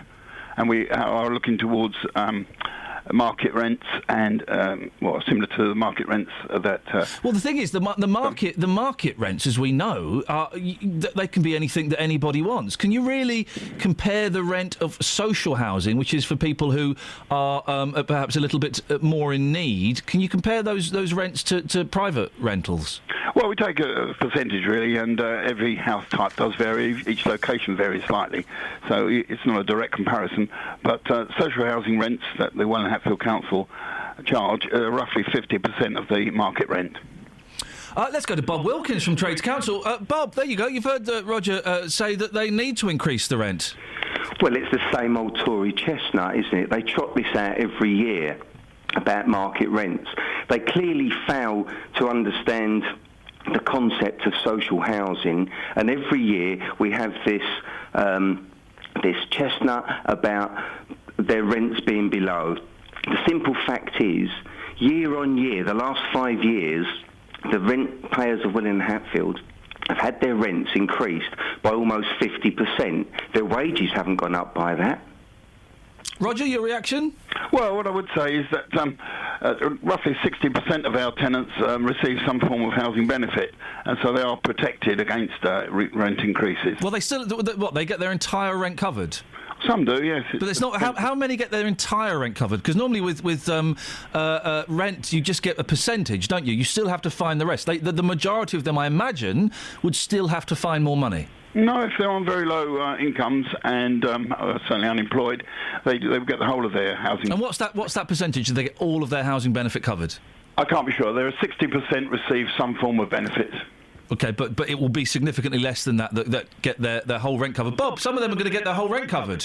Yes, I understand that, and that's rightly so. But what about the 40%? What about those that constitute the working poor? Those people, and for no fault of their own, are in work but are unable to earn enough to meet their needs, their housing needs. So where does this leave those people? Are those the people that are supporting the rest of the district? No charge is frozen. But Bob, if these properties need to be maintained, you can't expect, or can you? You can't expect the council to go into a deficit to maintain these houses while other people are having to look after their own properties. Well, that has a point to it if you're a Conservative, but the simple thing is the housing stock needs to be maintained. They take a rent off it, which is maybe sufficient or insufficient to meet those needs. Councillor Trigg may be able to tell me about that. But the simple fact is that if we are looking to maintain a healthy social housing stock, it cannot be merely those people at the bottom of the ladder that are encumbered with that support mechanism. Roger? Well, I would say that those that are in work, and the low pay particularly, have been helped significantly by an increase in their personal tax allowance. I mean, at the lower end, the percentage is quite considerable. So that's one thing that's helped. The job situation, certainly in Welling Hatfield and this whole South East area, has improved significantly. And what I would say is that if your listeners are interested, that our average rent is £106 a week for a two-bedroom house. They will be surprised, perhaps, to know that is the current level. That's not bad, is it, Bob? Well, that's £424 a month. It's not bad, though, is it, Bob? It's not great, is it? It's not for social housing. Well, we believe that the average market rent will be around about £229. Yeah, you keep going on about the average market rent. This isn't the average. And trying to deflect criticism by talking about personal tax allowances and work increasing, 0 hours, low-paid work, yeah, that's increasing. But that's national. I don't want to talk about that. I would like you to justify 50% of increases over 5 years when community charge is frozen. Can you tell me, how much was the central government grant to keep the community charge at 0% this year? I haven't got the figure in front of me. I was looking at housing today, not general finance. Right. Well, I think from the meeting the other night that was around £85,000. Well, does that ring a bell for you? Yeah, I mean, it's decreased, and something else that we would say, that the working people that are paying their taxes, that I think I heard earlier today, that the council tax has also been frozen for 6 years. Well, it has been frozen for 6 years, and that's entirely the point. That the spread over the district is falling on the poor. This is an attack on the working class, the poor working class, the poor benefits. Everyone that is at the bottom end of the market, the housing market, has suffered under this Tory... Roger, you're picking on the most vulnerable people with this. Well, we're not, because we've got council tenants who some of them have been with us for 50, 60 years. Many are retired. So you're putting the rent up? Well, the rents are still significantly below. No, but if you address the accusation that some people are making, I think this is what Bob is making, that you are exploiting the most vulnerable people with this rent increase that is significantly higher than inflation. Well, I wouldn't agree, and I think if you look around at other local authorities in the area, you'll find that they're all carrying out a significant increase as well. Bob? Well, he wouldn't agree. No. 5 times the rate of inflation this year, and he thinks that's fair. I mean, it's election year. I understand they don't want to touch the community charge. They're looking to be re-elected, but that's nationally and locally. But the simple fact is, it's still 5 times the rate of inflation, and most people's wages haven't kept in touch with that this year, nor through the previous 5 years at least of these way above inflation rent increases. And it's no good to keep banging on about market forces. You cannot feed, clothe and house your family on market forces. And that is a simple fact for poor rent payers in Welling and Hatfield. Gentlemen, listen, we're going to leave it there. Thank you very much. The last voice you heard there was Bob Wilkins, President of St Albans, Welling and Hatfield Trades Council.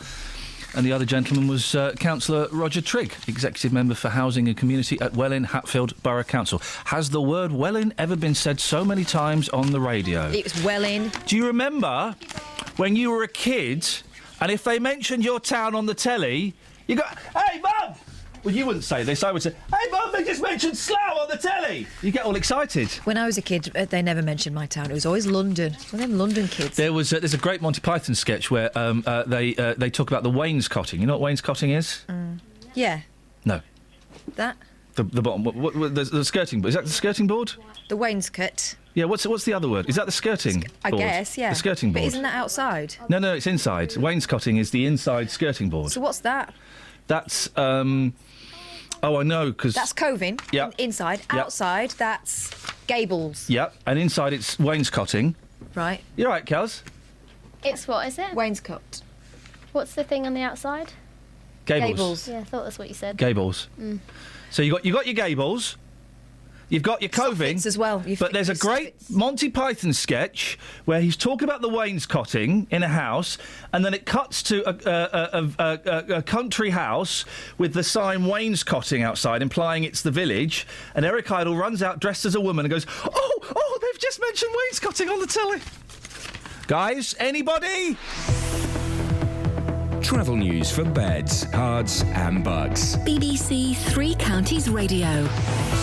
On the M25 clockwise, there's a lane closed between junction 24 for Potters Bar and 25 for Enfield because a car's broken down that's causing 3-mile queues. On the M1 north southbound, there's very slow looking at the speed sensors between junction 11 for Dunstable Road and the junction 10 for the Luton Airport Spur Road. In Newport Pagnell on the A422, that's been partially blocked by a lorry that's overturned at the Marsh End roundabout at the turning for Willen Road. And in Whitchurch, Oving Road is closed because the lorry's overturned between North Marston Lane and Bulk Road. In Uxbridge on the A40 Western Avenue, there's a lane closed because it's been blocked by a car that's broken down on the Swakeleys roundabout. Samantha Bruff, BBC Three Counties Radio.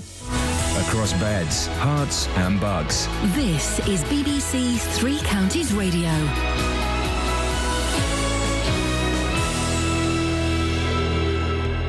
It's 7:30. I'm Simon Oxley. A poll suggests Bedfordshire's Police and Crime Commissioner would lose a referendum on funding more officers by increasing taxes. Ollie Martin says the rise is vital to fight cybercrime and sexual exploitation. Welling Hatfield Council has been criticised for raising its social housing rents by an average of 5.5%. The local trades council says very few tenants are likely to receive pay rises to match. And the prototype of a driverless pod that will be tested in public areas in Milton Keynes will be unveiled in London today. Three Counties Sports. BBC Three Counties Radio. Watford are up to 5th in the Championship after coming from behind to win 2-1 at 10-man Brentford. Odion Igalo scored both goals, with the winner coming in stoppage time after Troy Deeney had missed a penalty. His manager Slavisa Jokanovic. We missed penalty, we made many chances. At the end we scored two goals. In my opinion, we deserve these 3 points. I repeat, we must improve. In League Two, Wickham are down to 3rd after losing 2-0 at home to Plymouth. His manager Gareth Ainsworth. We had a bad day at the office today. There's one or two good things in there, but not many, not enough to have me smiling tonight. Courtney Senior making his debut, really pleased of, and rest of it was it's one to forget for me, really. Luton slipped to fifth after coming from 2-0 down to draw 2-2 at home to York, with Mark Cullen scoring both goals after the visitors went down to 10 men. Had to skipper Steve McNulty also received a red card late on. Manager John Still says they may appeal. It just looked as though he cleared the ball. 2 people went for it. It looked like he cleared the ball. I'm not 100% sure he caught the player, but that's from where I'm standing. Referee's view is different. And I think everyone that's looked at it at the moment has said that was harsh. So, but we'll have a look and we'll see where we are. And Stevenage drew 0-0 at home to Bury. In the Premier League, Harry Kane scored again for Tottenham, but Mario Balotelli stole the show and the points for Liverpool in a 3-2 win at Anfield. Arsenal beat Leicester 2-1. QPR won away for the first time, 2-0 at Sunderland. Aston Villa are in the bottom 3 after losing 2-0 at Hull. Tonight's matches include leaders Chelsea at home to Everton, Manchester City at Stoke, Manchester United at home to Burnley. And in Conference South, St Albans drew 0-0 at Haventon Waterlooville. BBC Three Counties News and Sport. The next full bulletin is at 8.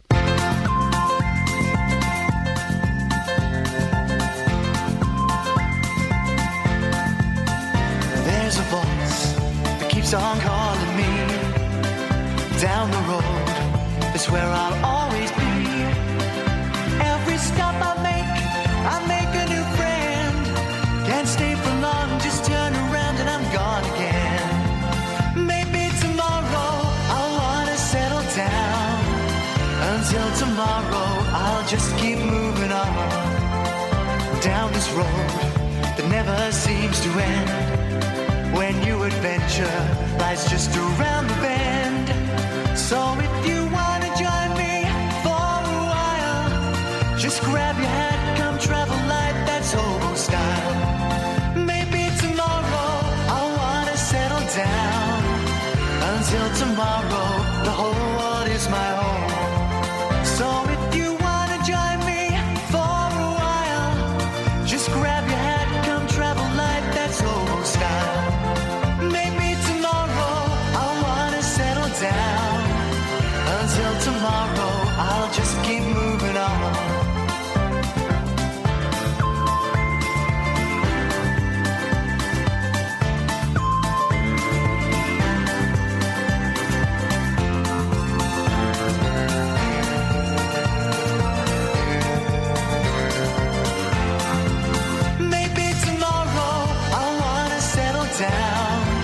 Until tomorrow, I'll just keep moving on. There's a world that's waiting to unfold, a brand new tale no one has ever told. We've journeyed far, but you know it won't be long. We're almost there and we paid our fare with a hobo song. Maybe tomorrow I'll wanna settle down. Until tomorrow, I'll just keep moving on. So if you wanna join me for a while, just grab your hat, come travel light, that's hobo style. Maybe tomorrow I'll find what I call home. Until tomorrow, you know I'm free to roam.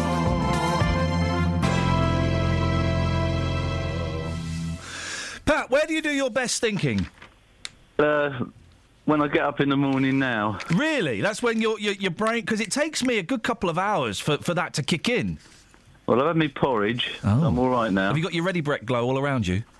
Well, I wouldn't say I've got a glow around me at the moment. What you got for us, Pat? Yeah, about this referendum, Ollie Martins. Oh, so yeah, Ollie Martins is going to have a referendum. He wants to increase the council tax by about 16% so that the coppers get more money. He's coming in after 8 to talk about it. Yeah, I'm not surprised we've got a referendum coming when there's parliamentary elections, because as we know, Ollie Martins got elected as a Labour PCC, which is supposed to be non-political anyway. Well, I remember when we had all the candidates coming in, and it was all sold that this was going to be a non-political post. Yeah. And then you're right, it feels like that's kind of, as time has gone on, where are we, a couple of years down the road, that's kind of gone by the wayside a bit, and politics is coming in, isn't it? It is. It's taking control, and the thing that really gets me down a bit with the the PCSOs that we've got on the streets at the moment. Why hasn't Ollie Martins looked at the role of the PCSOs and thought, can we promote them to police officers, train them to police officers, and if we can't, well, it's money. So you have to pay to train them, then you have to pay them a copper's salary. Yeah, we're paying them a salary at the moment, these PCSOs. And why isn't that on the questionnaire? Would you like us to look at the role of the PCSOs? Well, then suddenly it becomes a 10-question thing, doesn't it? It's a simple, do you want to pay more council tax towards the police? Well, no, I don't, actually, because I don't see the benefits. Even if someone said there was under police officers, at the moment, I can't see any benefits of the police role at the moment. Well, that could be argued, Pat. That you're not seeing the benefits because of all the cuts they're making, and if they had more money, you might start to notice benefits. Well, Ian, I've been, if you like, having a moan since 1985 about the police. It feels like it, yes. It does, doesn't it? Yeah. But the thing is, since 1985, when I first became a councillor in my early days, we were getting these cuts every year, and they were the excuses the police used every year. It has never changed. It really hasn't. Pat, this isn't working for me. Next time you call on, we're going to have an argument again, like the old days. I'll try and fit you in. Thank you very much, Pat. I'm kind of not always agreeing with Pat, but we're getting on a bit too much, Catherine, and that's inappropriate behaviour. Well, I mean, depends how well you're getting on. I think that there is... We were laughing and chuckling then. We agreed the other day. He pwned me yesterday and I laughed at it. So we need to bring the tone a little bit more miserable. Yeah. Matt's on the line. Hey, Matty Bum Bum! Yeah. Good morning, Matt. What have you got for us? Are you going to talk to me now? Of course, Matt. Always talk to you. Nice to speak to you. We haven't not spoken for a while. Have we spoken this week? You must be so pleased you took me right up today. What's happened, Matt? You know what's happened. Hmm? But I'm so pleased you played a decent record at last. The Littlest Hobo? Hello? Hello? The Littlest Hobo? Don't you talk to me about Littlest... That is a brainwashing album. Absolute rubbish, eh? In what way is The Littlest Hobo a brainwashing you played album? ZZ Top, didn't you? Yes, Matt, we did. That was an hour ago, mate. Brilliant. Yeah, but I rang you straight away and all you done was blank me. No, you've... Sorry, mate. Hang on a second. You blanked me. Catherine... Thank you, Dave, for sticking up for me. Hang on. Catherine, Kelly, does Matt just call in or did he call in earlier? Oh, we had a few technical difficulties, yeah, didn't sorry we? about that. Hey, guys, we are having problems with the phone. You make me laugh. Sorry? Well, that's... I bet we don't, Matt, because you're the most miserable... I'm going to do a lot of thinking on when I listen to you tomorrow. OK. What are you going to be thinking about, Matt? Me naked? I'm going to think about not turning the radio on. But you'll be thinking about not turning the radio on while you're listening to me. Oxymoron. Yeah. Get rid of the first two syllables. What you got? Exactly. Don't cry, Matt. I phone you every day. Ta-ta! Bye-bye. 08459 455 I love 555. What? I love him. I should just calm down, though. Matty Bum Bum, calm down. I mean, really. I think he's still... Oh, he's gone. Good. Well, that's something, isn't it? So I don't get... as you know, I'm not a fan of the selfie, OK? Ask a waiter, ask a travelling Japanese man, ask a beefeater to take a photo of you. Don't take a photo of yourself. Mm. But now there's this phenomenon, something like a phenomenon, of selfie sticks. Yeah. I saw a fella in Birmingham the other day. You know, we don't see fellas so much these days selling hooky DVDs. Not in this country. That's on the beach. Why are you going to buy a DVD on the beach? I do. But you shouldn't. I do. You're funding crime. I tell you what, I'd never do on a beach. I'd never let a Chinese fella give me a massage. Oh. Don't trust those fellas. Do not trust those fellas. Partly because they don't speak English, so they won't know what I like and what I don't like. Secondly, have they got massage licence? Don't think so. They've got a big laminated poster of a body with bits pointing at it. Well, if you need a poster with arrows to tell you what part of the body is a back, I'm sorry, fella, you're not touching mine. I was once approached by a man on the beach with a machete. Oh! Was he going to cut coconuts for you? Yeah, I had one, and he stuck a straw in it. Yeah. It was horrible. Yeah, coconut is. Fresh coconut is. You see it on the telly and it looks nice. Yeah. And Judith Chalmers going on about it all the time. She doesn't stop about coconuts, does she? Well, she's got to. Horrible. Huh? Watery. Well, that's the milk, coconut milk. Well, they shouldn't call it milk.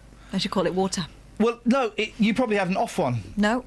Yeah. It was straight out the tree. Yeah, well, it probably wasn't ripe then. Climbed up it. He's got to ripen. You got to get the ones that are about to fall or have just fallen. Well, he knew his business. He had the machete. He didn't know his business. He had a machete. Weren't you telling a story? Yeah, I will not let a Chinese fella... No, before then. And I will not buy donuts on a beach. Whoa, stop. They're the best donuts. Beach donuts? Beach donuts are the best. No. I've never had a donut on a beach, do you think? Have you never been to the seaside? Yeah. Do you like to be beside the sea? Yeah. Side. Well, they're the best donuts. No, mate, those are the worst. And the best chips. I think the salt air adds Not to a it. donut that is sold to you by a fella who's got like a string of donuts around his neck like he's a Frenchman with onions. No, what you're talking about? I was talking about like the Roach Coach. You go to the Roach Coach, yeah, of course, set up by the Bill Roach Foundation. But it's it's the same fella that's selling watches, that's selling jewellery. Oh, no. That's selling hooky-DVD. No. That's selling donut by the beach. I'm not buying that, and I'm not having a Chinese fella touching my back on a beach. However relaxed it'll be. A, he's got a map of a body. B, he's touched loads of other horrible, sweaty bodies. C, he's going to be covered in coconut oil. You know what else I'm not buying? Go on. Lighters. No. From a man who doesn't speak because he's got a card and it says that he is deaf and dumb. Oh, do you know what? I saw him having a chat round the corner afterwards, and the lighter didn't work. What I do is I go, no, I don't smoke. He goes off, and then I go, all right, fella, yeah, I'll buy one. Oh, you... Oh! Catch him out. Red-handed. They think we don't know these scams. We're wise. So this fella was in Birmingham selling selfie sticks. Right. That's what the story was. I knew it was something. And I don't get the selfie stick. I've got a long arm, so just this one. So I don't need them. But selfie sticks are being banned at top museums. Top museums. The Guggenheim. The Guggenheim. The Smithsonian and the Guggenheim. In case they damage priceless works of art. Well, I mean, how close are you getting? The poles, which hold a camera phone up to 4 feet away... We know what they are. I normally use... I don't use poles. I normally use a Czech or an Asian fella. Guys, are you with me? Hey, I'm here. I'm here all week. It's a shame, isn't it? Have become a huge hit with tourists. But museum bosses are fearful after dozens of near misses as users carelessly brandish them. The sticks are already banned as weapons at some UK footy grounds. Well, I mean, I think most weapons are banned at UK footy grounds, aren't they? I just do the selfie stick. I mean, what is the world coming to when that's a thing? Right. Do you remember when we were kids? If someone saw you taking a picture of yourself, everyone would laugh. Now, people are not only taking pictures of themselves, doing ridiculous faces, duck faces and all that, but showing them to everyone else like there's nothing wrong with it. Where is the shame going? Well, no shame in this. saying that, Disgusting. Makes me want to I puke. don't think there's enough pictures of my grandparents' face when they were younger. They only had one face.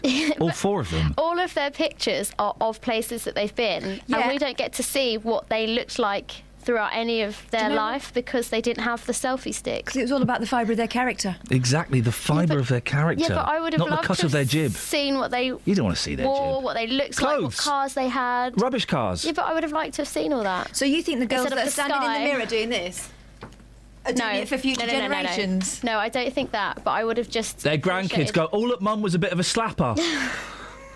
Wasn't Mum a vain twit? What's Mum doing with her lips there? I don't mean all of that. You know what I mean. I've got a great idea for a game. Don't care. Who can do the best impression of Matt? Lockwood or... No, Matty Bum Bum. Okay, yeah. Go on. Don't like you. You make me sick. I want a bit of Kenny Rogers on the radio, this littlest hobo brainwashing album. Jamaican, Matt. Wow. Kelly, you do it then. What is What? That's Grandpa Joe from Charlie and the Chocolate Factory. They're the same person. I don't like the littlest hobo. That's borderline Wogan. I don't like... It's Terry Wogan. I don't like the littlest hobo. It's a brainwashing album. It's not even an album, it's a song, it's a track. That's how brainwashed he is. 08459 455 555. If you want to do an impression of Matt or Dave Luton, you're more than welcome. Travel news for beds, cards and bugs. BBC Three Counties Radio. On the M25 clockwise, there's a lane closed between junction 24 for Potters Bar and 25 for Enfield. That's causing queues because of vehicles broken down. On the A1M southbound, it's looking very busy around junction 7 for Stevenage, and in Newport Pagnell on the A422, that's been partially blocked by a lorry that's overturned on the Marsh End roundabout at the turning for Willen Road. In Whitchurch, Oving Road's been closed because of a lorry that's overturned between North Marston Lane and the Bulk Road. And on the A1 Great North Road, looking at the speed sensors, it's looking very slow from the St Neots Junction to the Black Cat roundabout, and that's because of the roadworks there. No reports of any major problems on the trains at the moment. Samantha Bruff, BBC Three Counties Radio. Thank you, Sammy. 7:45, Wednesday the 11th of February. I'm Iain Lee. These are your headlines on BBC Three Counties Radio. A poll suggests Bedfordshire's Police and Crime Commissioner would lose a referendum on funding more officers by increasing taxes. Welwyn Hatfield Council has been criticised for raising its social housing rents by significantly more than the rate of inflation, and the prototype of a driverless pod that will be tested in public areas in Milton Keynes is being unveiled today. Let's get the weather. Here's Kate. Beds, Herts and Bucks weather. BBC Three Counties Radio. Good morning. It's feeling slightly less cold than it did this time yesterday, and there's not quite so much mist and fog around either. The temperature's around 3-4 Celsius across all three counties, so above zero, frost-free, but it is rather cloudy. Now, this cloud is stuck. We've got high pressure, and this cloud is just moving around in it, and it stays with us for the next couple of days. We may get a bit of brightness this afternoon, temperature up to 7 Celsius. The cloud overnight protects us from the temperature, a bit like last night. Places dropping down to around 2 Celsius as a minimum temperature, so frost-free again tomorrow morning, but staying cloudy. We will pick up a little bit of a breeze tomorrow afternoon, nothing too strong, just a little bit, and that's going to strengthen overnight Thursday into Friday, and then our change occurs, becoming quite breezy on Friday, and then some rain arriving through Friday afternoon and evening. That's your forecast. Thank you, Kate.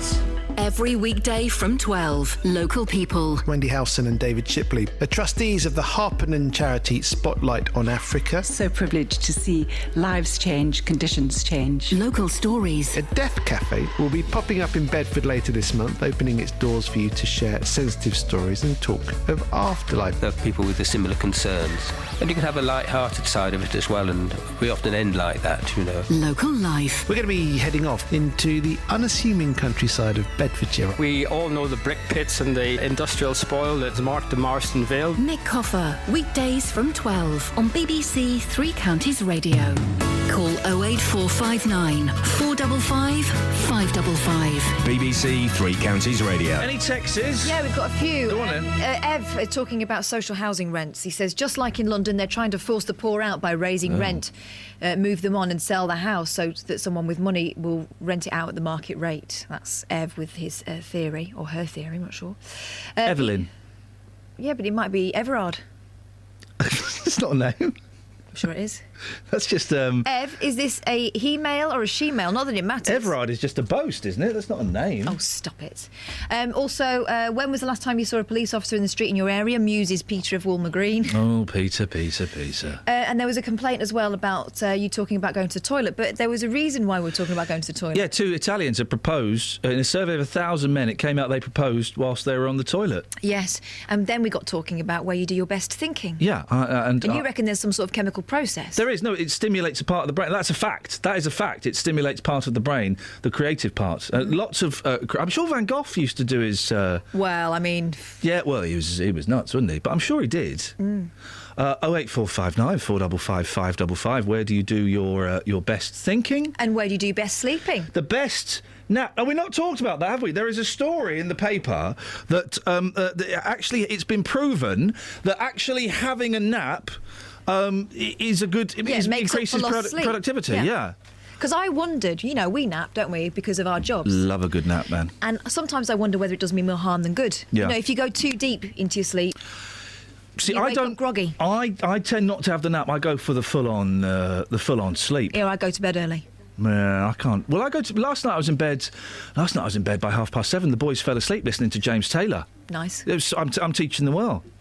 08459 455 555. I don't know if you can tell, but we're filling because we've got loads of young people wandering into the studio. Good morning, everybody.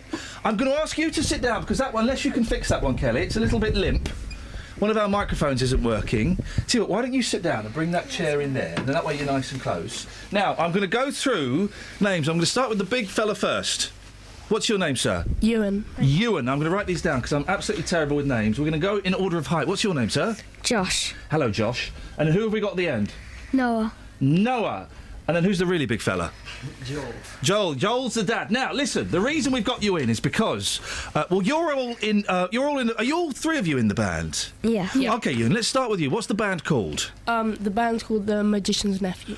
And it's got to be pointed out. You're all under the age of 30. Quite considerably. Are you the youngest? Yeah. How old are you? 8. 8 years old. And what do you do in the band? Play the saxophone. Whoa, hey man, that's like a proper instrument. I thought you were going to say you hit the triangle or something. So we've got Noah on the saxophone. Josh, what do you play? I play the guitar and I sing. Okay, fantastic. And then what are you playing? I'm on the keyboard. Okay, all right. Magician's Nephew, where did the name come from? The Chronicles of Narnia. Oh, so it's a little bit artsy-fartsy. I like that. It's like The Doors. The Doors got their name from... A door.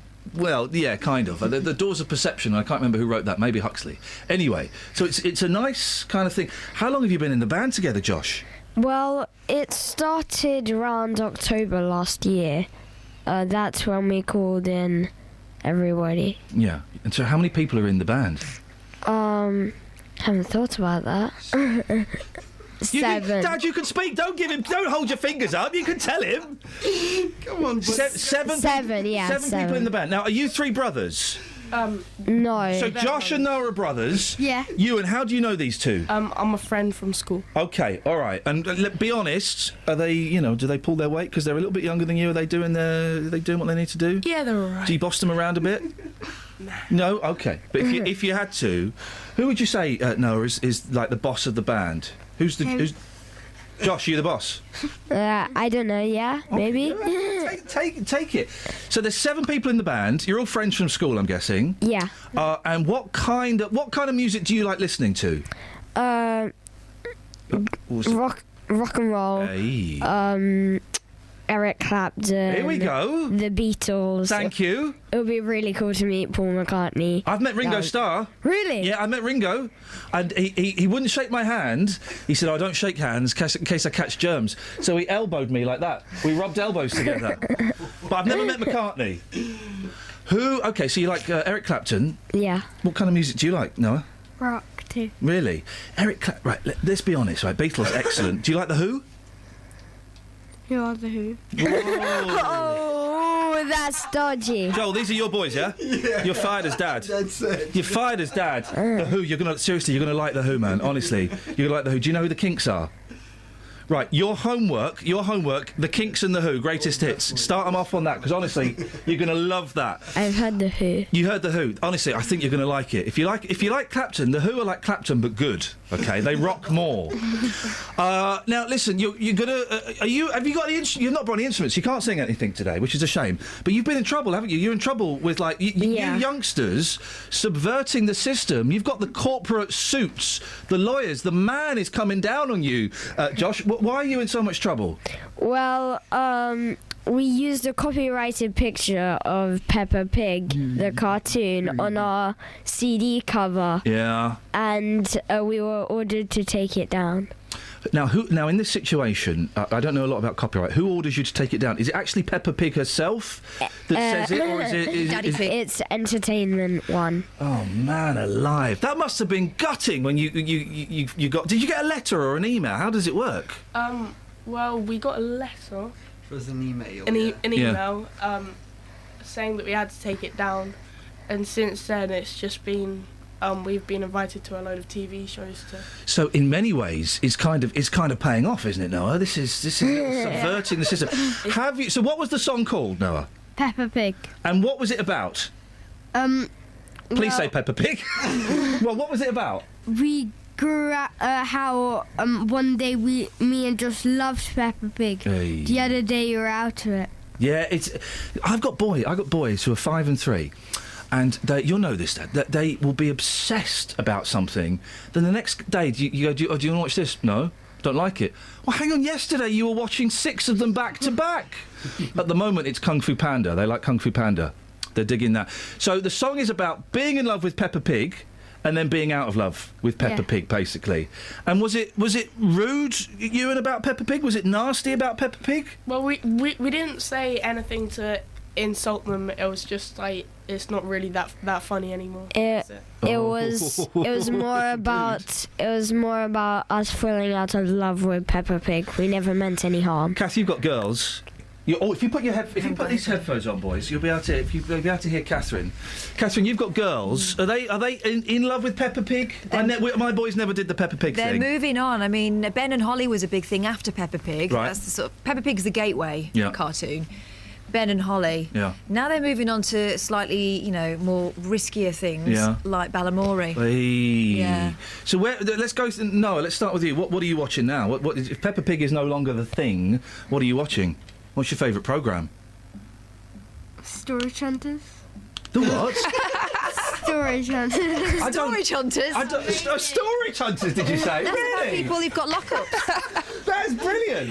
Isn't that the programme where people have got stuff in lockups and they go and have a look at what they've got? You've blown my mind.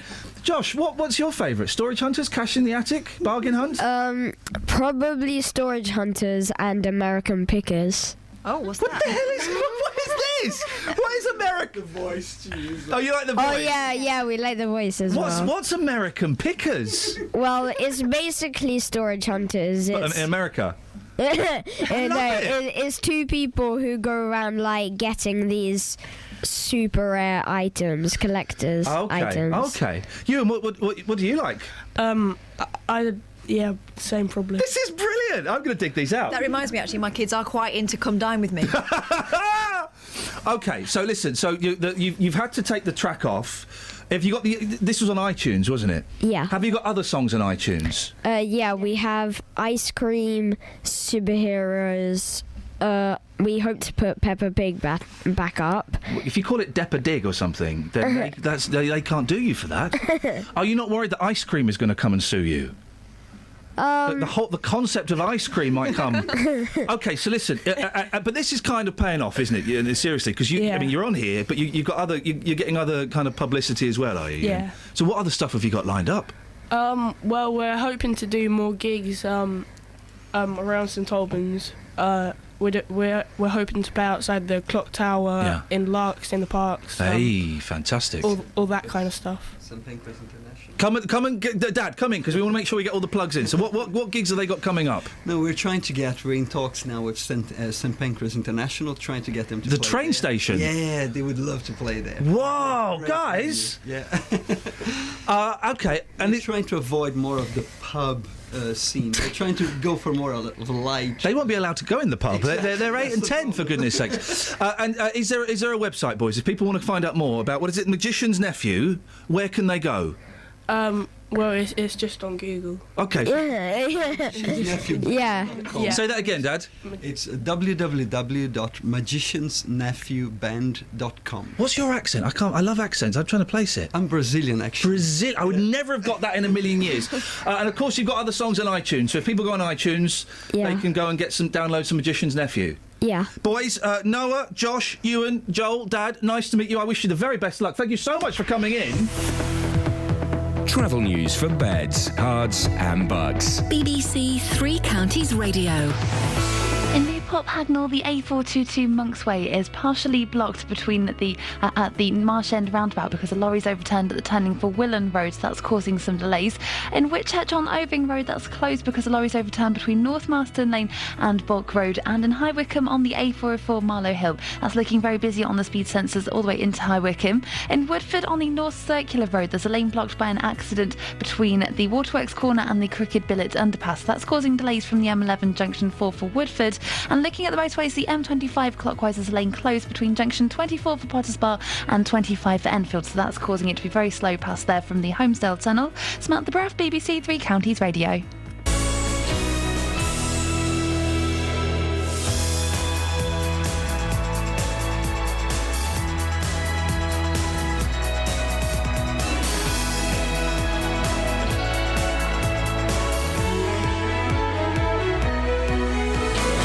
Local and vocal. travel across beds, hearts and bucks. This is BBC Three Counties Radio.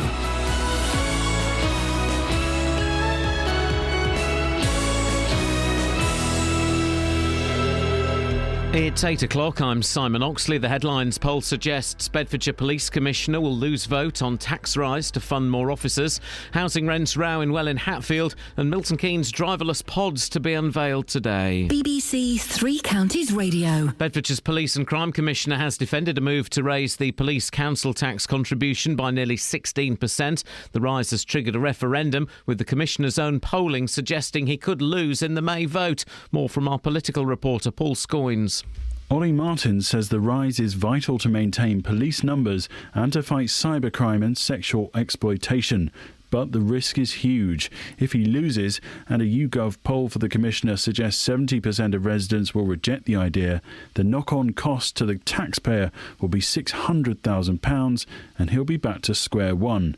If he's successful, it will mean an average of 48p on the council tax bill of a Band D property in Bedfordshire, which will go towards more officers around the county. Welwyn Hatfield Council has been criticised for raising its social housing rents by an average of 5.5%. The local Trades Council says very few tenants are likely to receive pay rises to match, but Conservative councillor Roger Trigg has defended the decision. Well, our rents have been historically very low and well below market rents, currently something like 50% of private market rents. And to facilitate keeping our housing stock in good condition and generally running the housing revenue account in not in deficit, we found that 5.5 was the best we could increase this year. A review of the treatment of whistleblowers in the NHS has heard what's described as shocking accounts of suffering. The chair of the inquiry, the barrister Sir Robert Francis, said a significant proportion of health workers were afraid to speak up when they saw poor care. He was commissioned by the government and will publish his recommendations later this morning. Ministers are outlining what regulations will be needed for driverless cars. The prototype of a driverless pod that will be tested in public areas in Milton Keynes is being unveiled in London today. The BBC's transport correspondent Richard Westcott has tried one. Well, I'm going around 10 miles an hour in what looks basically like an extra large golf buggy, but this driverless vehicle could change the way we all get about. Over the next few years, it'll be ferrying people around this quiet part of South London. The government's investing millions of pounds in driverless cars, and today they're launching the first vehicles to be tested on public roads in Greenwich, Milton Keynes, Coventry and Bristol. Ministers say Britain is well placed to take a lead with this technology, which could cut congestion and accidents. In sport, Watford are up to 5th in the Championship after victory at promotion rivals Brentford. Victor onto his left foot, works here, Carlo on the volley, it's there! Odione Carlo scores again! Watford are in front in stoppage time! It's Brentford 1, Watford 2! In League 2, Wickham lost 2-0 at home to Plymouth. Mark Cullen scored twice as Luton came from 2-0 down to draw 2-2 at home to York. Stevenage drew 0-0 at home to Bury. The weather cloudy this morning, some brief sunny intervals this afternoon, a maximum temperature 7 degrees Celsius. And you can get the latest news and sport online at bbc.co.uk/3 counties. Morning! Iain Lee, BBC Three Counties Radio. Thank you, Simon. I enjoyed that. No, well, not the news. Well, no, I enjoyed the news, apart from the sad bits. I enjoyed those lads coming in. I'm excited as well by the fact that I may have turned them on to The Who and The Kinks. How's about them apples, huh? Imagine never having heard The Who before. You've got that to look forward to. Oh, beautiful, beautiful. Lots to talk about. Ollie Martins, the PCC for Bedfordshire, wants to, well, increase council tax to get more money for the old bill. Well, would you foot the old bill? Where do you do your best thinking? And when it's revealed that having a nap actually increases productivity, where do you nap the best? 08459 455 555. Across beds, hearts and bucks. This is BBC Three Counties Radio. I would never have placed that dad as Brazilian. Didn't look Brazilian. I don't know what that means. Didn't sound Brazilian. I know what that means. I would have gone German. Would you? Yeah. First of all, American, and then I thought German. Now, in Brazil, they speak Portuguese, right? But they speak a Portuguese that I couldn't... I did Portuguese for a year. No, mate, they speak Brazilian. What are you talking about? I learnt Portuguese for a year. Yeah. It's really hard. It looks like Spanish, but it sounds like Russian. So their accent is a bit kind of... What does it smell like? Delicious. Brazil nuts. I was... imagine being in a band at that age. I just couldn't... I was in a band at that age. We were called Wow. Wow. There was me, Fiona Chambers, who played the electric guitar. Yeah. And Katie, who played the keyboard. Single finger chords. What? That out of 10? Yeah. What songs? Used to play in her garage. What songs were Wow playing? Well, we had a track of our own called Yo, We're Wow. Yo, We're Wow. It's more like the Wham rap, except good. And we sang Blowing in the Wind by Bob Dylan. Are these girls still around? Yeah. Because I'm thinking that what the world needs now is a Wow reunion. Yeah, it'd be great. Is that your band? Yeah. I was in a band called Hype. Were you? Yeah. We could have been something together. We could still. Hype Wow. Blimey, let's leave those two women to talk about the olden days and let's get on to slightly more modern affairs, shall we? Bedfordshire's Police Commissioner's bid for a bigger slice of council tax has triggered a referendum that could cost the county hundreds of thousands of pounds. Ollie Martins wants to raise his share of the pot by almost 16%. The whole referendum is costing £350,000 and could rise to £600,000 if he loses, which his own polling suggests is possible. Well, Ollie Martins, the Labour Police and Crime Commissioner for the county, joins me now. Morning, Ollie. Why is this so important? Why do you need to do this? Two reasons. Firstly, it's about the future viability of Bedfordshire Police. So we've got a plan that takes us to 2018-19 and keeps the show on the road until then. But thereafter, we're looking at what currently looks like about a £6 million hole in our budget. Now, by that time, we'll have done all the joint working with Hertfordshire and Cambridgeshire, rolling out information technology, reorganising the force to better use our resources. We'll have gone to all the places we can go to find savings, and the only place we'll then have to go is to reduce our police establishment. And I don't think that's a particularly tenable position. So are you suggesting that by 2018, when you've cut all the corners that you can feasibly cut, if there is not an increase in council tax, we're screwed? That's one way of putting it. But there's also a very positive story here, which is about the 100 extra police officers that the £4.5 million that this will raise will get us, because the very strong feedback I get from people across the county is that they want more visible policing, and that actually at the moment the way we're organised, the force isn't very visible. So this 100 officers, 75 of them will be put into our neighbourhood policing teams. So they won't be response officers responding to calls from the public. They'll actually be dedicated to each area in the county. And I've said that 30 of these officers will be in central beds, 25 in Luton and 20 in Bedford Borough. And that will, I think, put us in a far stronger position in terms of our the force's relationship with local communities and visibility in those communities. Your own polling suggests you're going to lose. One of the polls, I've got 4 lots of data. Okay. I've spoken to about 1,300 people, randomly grabbing them as they do their supermarket shop in the last 3 or 4 weeks.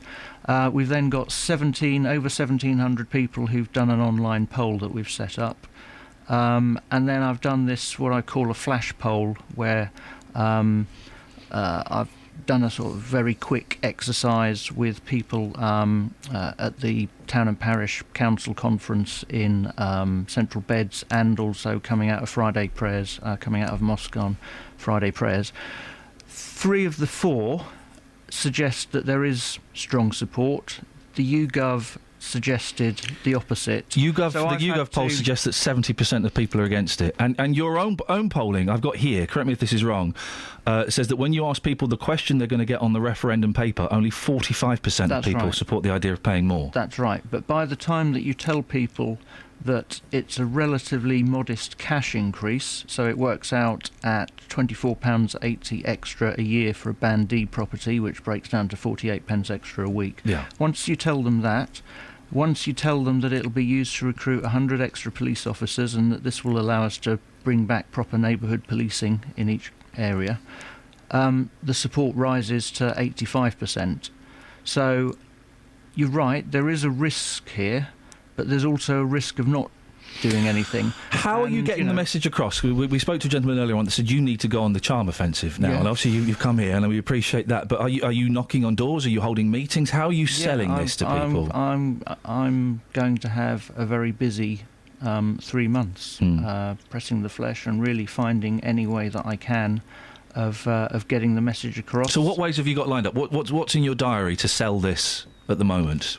It's just it's a lot of public engagement, and I need to build a campaign around this. So you haven't got a campaign yet? I'll probably need to fundraise. I've got ideas. Clearly I wouldn't be here in this position if I wasn't capable of a certain amount of campaigning. And even in circumstances where it's not clear what the result will be. So, I'm confident. It's 45%. I mean, I think that's really quite a really good thing for Bedfordshire Police. Actually, that you say to people, would you pay 15.8% extra for Bedfordshire towards Bedfordshire Police? And there are 45% of people who say yes, even when they don't know that it's a relatively modest cash increase, and they don't know what I'm going to use it for. What was asked in the YouGov poll then, where 70% were against? The same thing, but I think what you've got to look at... They're pretty good at YouGov, aren't they? They generally get it quite spot on. Does that not worry you? It's definitely a concern, but they use a panel, so these are people that sign up to do YouGov surveys, and then they say that when they email out to their panel to say, do this survey, they get between a 35% and a 50% response rate. So what you've got is basically a self-selected group from within a self-selected group. Now, what this tells me is that there is a very strong feeling against this amongst some people out there. But what my work with people at supermarkets tells me is that there is a silent majority, if you like, that's probably less opinionated, less motivated. Are you saying, Ollie? But is strongly in favour of and will support paying more for policing through the council tax, particularly if they know it's a relatively modest cash increase and it's going to be used to recruit. So you're saying you asking a handful of people outside Tesco's is better than YouGov's tried and tested formula? It's 1,300 people that I've spoken to, and it's 1,700 people have done the online survey, and both of those are saying that we would get a majority in a referendum. OK, Mark is saying on the text, my maths isn't great, but if you have a £6 million hole in your budget and the increase will raise 4, that's a gap of 2. How will you fund more officers? What it does, this enables us to get to beyond the next Parliament before we'd be in have a hole in our budget again. So it's not a permanent fix, but it's about taking us to beyond our. So this will buy you a bit of time, but that's it. This could be the start of more increases. Well, I will continue to push. I mean, Bedfordshire Police is underfunded, both in terms of what we raise locally through the council tax and what we get from the government. So my work to get a fair share out of government continues. But this gets us beyond. I mean, what's clear and really what the catalyst for this decision was listening to the debate around the autumn statement last year, and it's quite clear that austerity is going to continue. Now, my plan here is that by the time we get to 2020-21, we'll be out of austerity, and if we are, then all well and good, and we've got there. If we're not, then we will have a problem again. But I mean, that's 6 years away instead of 3 years away. It's going to cost £350,000. If you lose, it's going to cost £600,000. How many coppers would that have bought? Yeah, that's a fair point. That's a risk. But it's a gamble, isn't it? It's a huge gamble with taxpayers' money. It's a gamble based on my having spoken to 1,300 people And you're completely dismissing the YouGov poll where 70% are against, and YouGov, it's their job, and they're pretty good. One of the things I could have done is I could have said, actually, this is looking a bit dicey this year. I'll spend the next year trying to convince the people of Bedfordshire, and I'll have the referendum next year. What YouGov has helped persuade me is that if I did that, because the people who oppose this are more strongly motivated than the people who support it, I think having the referendum next year would be a bad idea, whereas having it this year will allow that silent majority to have their say. If you do lose, it'd be interesting to see, because this is the first time in the country. There are lots of people watching you, Ollie Martin, taking this bold step. If you do lose, this isn't why I've done it. No, I know, but it is going to be significant, I think, in the way that police forces are run across the country. If you do lose, and you lose £600,000, people are going to be furious with you. Would you step down? No, I wouldn't. Not if you lost £600,000. I wouldn't step down.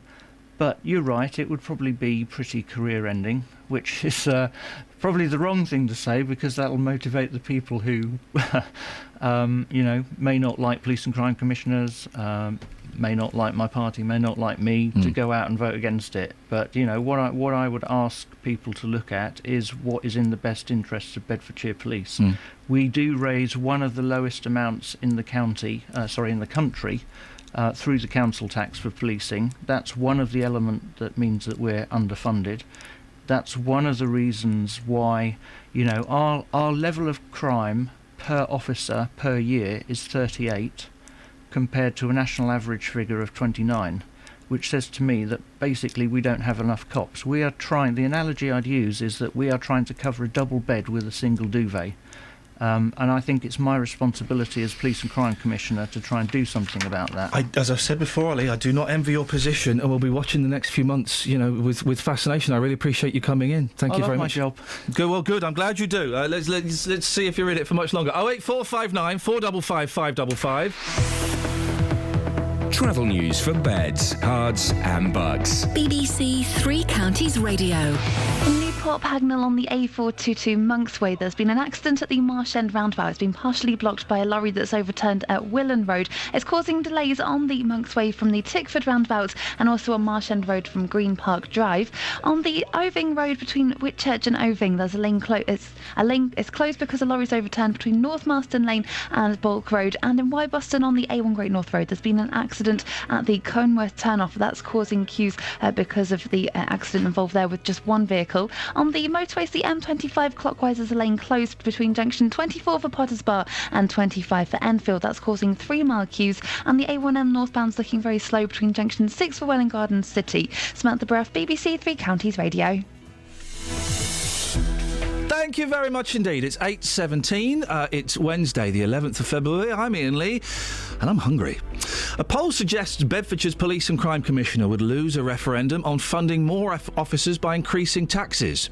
Welwyn Hatfield Council has been criticised for raising its social housing rents by significantly more than the rate of inflation, and the prototype of a driverless pod that will be tested in public areas in Milton Keynes will be unveiled today. BBC Three Counties Radio.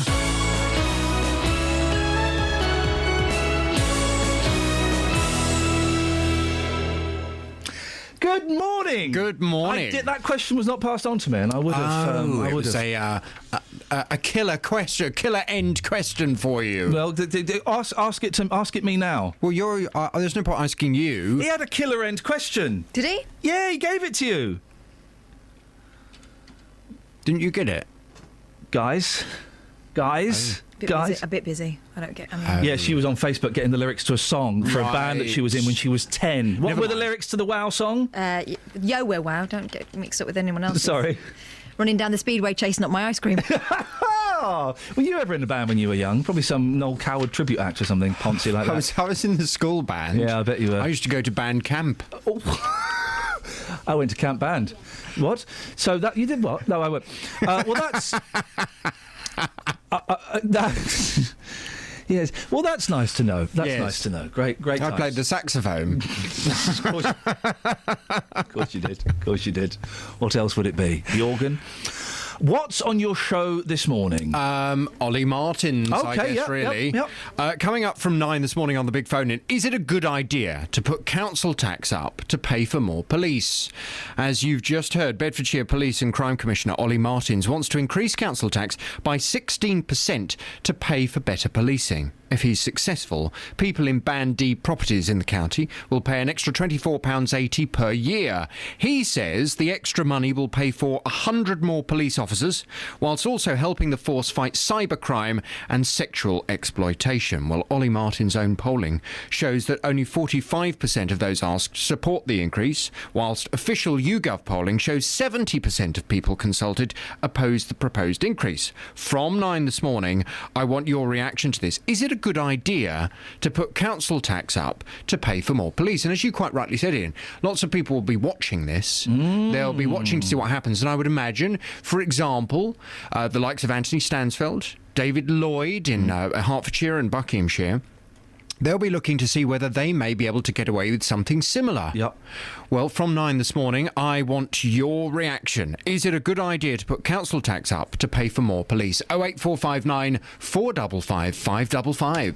BBC Introducing. BBC Introducing will play any style of music going. We want to hear everything that is made in Beds, Herts and Bucks. Rock music, classical music, jazz music, produced music, beats and dance music. We are not exclusive of one music genre. It's good music being made in Beds, Herts and Bucks. We want to hear it. BBC Introducing. The Beatles, the Stones, Gary Barlow, Adele, they were all once unknown, and that's where we're finding the talent at that stage. BBC Introducing. Every week we will take you on a journey across every genre you can find. Every Saturday night. What about the Beatles and Gary Barlow? BBC Three Counties. What about them? They were unknown.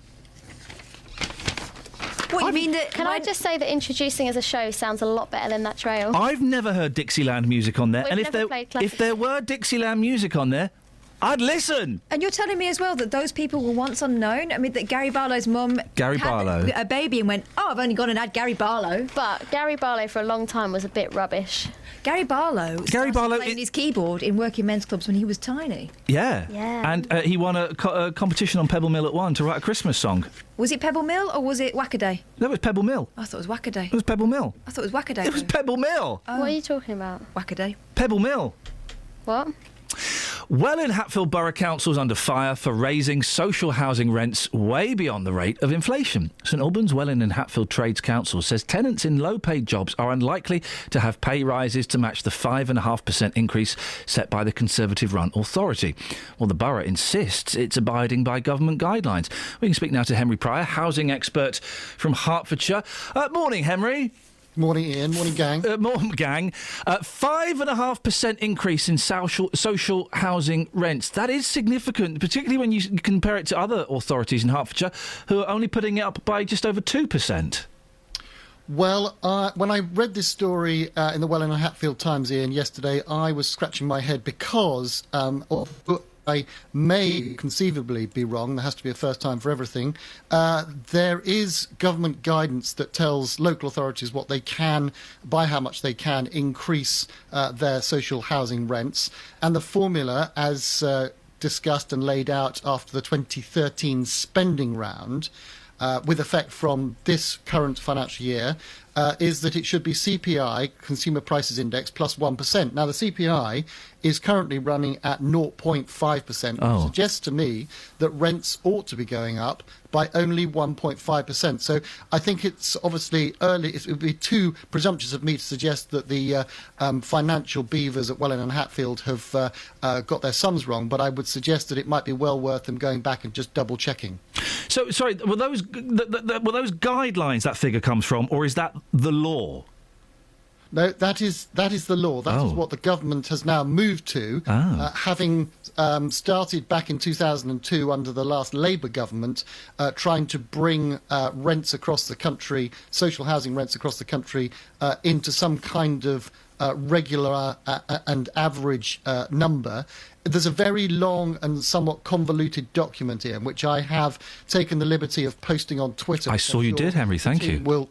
the team, I'm sure, will retweet for the benefit of listeners, because this rather dry document from the Department of Communities and Local Government sets out not only how high or by how much local authorities can increase rents, it also sets out in detail how those rents should be calculated in the first place based on relative property values and average rents across the country based on what they were in the year 2000. So inevitably, it's a complicated issue, but I suspect that rather like Barnet Council have discovered during the course of 2014 last year, they intended to put their rents for social housing tenants up by more than the government's direction, and as a result there were quite a lot of legal question marks raised by those in the borough about whether in fact this was going to be possible or not. So I think there's still something to go before this becomes a fact, but Welwyn and Hatfield may find they've got a bit of a challenge on their hands. We spoke to a councillor who said, well, yeah, even with this increase, the rents are significantly less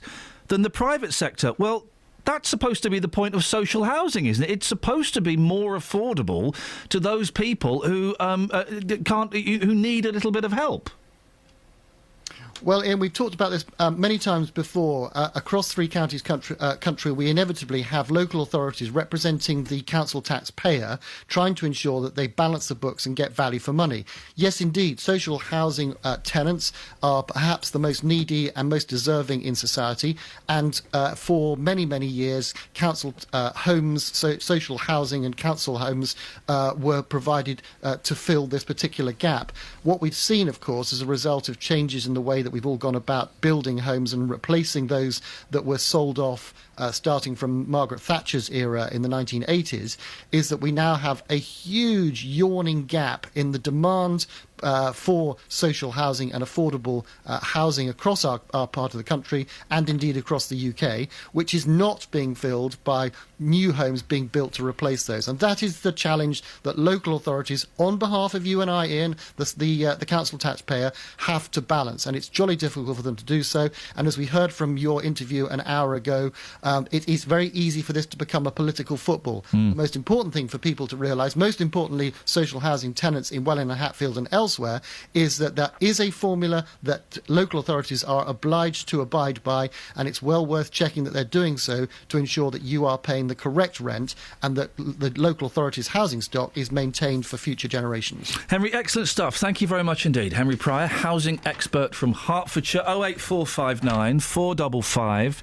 555. It'll be interesting to see if that does descend into a legal debate. You would imagine, Catherine, that the council's legal team have looked at it and worked it all out. But if especially in the run-up to election, they're normally very, very careful about stuff like this. They don't want to give anyone any ammunition. 08459 455 555. We've been a bit Dealey light this morning. We're going to resolve that in the next 5-10 minutes. Are you sure? Because listen, he's come all the way back from the Caribbean. And I just don't know if we're getting our money. He's a little bit too laid back. Okay, I've just rang him. Yeah, how is he? Is he all right? I said, geezer. Geezer. He said, geezer. I said, what's your sitch? And what did he say? He said, got stuff coming for you. And what did you say? I said, geezer. And he said, geezer. Excellent stuff indeed. 08459 455 555. Where do you do your best thinking? Where's the best place to have a nap? And would you want to pay a little bit extra on your council tax for some more bobbies on the beat? Are you prepared to foot the old bill? When I say that, I sound like Nick Ferrari in my head. Travel news for beds, cards and bugs. BBC Three Counties Radio. On the M25 clockwise, there are 3-mile queues between junction 24 for Potters Bar and 25 for Enfield because a car's broken down, and it's looking slow on the A1M northbound at junction 6 for Welwyn Garden City. In Cheston on the A10 southbound, it's looking very slow from the New River Trading Estate towards the M25, and Newport Pagnell Monk's Way is still partially blocked at the turning for the Willen Road on the Marsh End roundabout because the lorry's overturned there. It's causing delays from the Tickford roundabout and also on Marsh End Road from Green Park Drive. On Oving Road between Whitchurch and Oving, it's closed there because the lorry's overturned between North Marston Lane and Bulk Road. And in Wyboston on the A1 Great North Road has been partially blocked by an accident at the Colworth turn-off. Samantha Bruff, BBC Three Counties Radio. Across beds, hearts and bugs. This is BBC Three Counties Radio.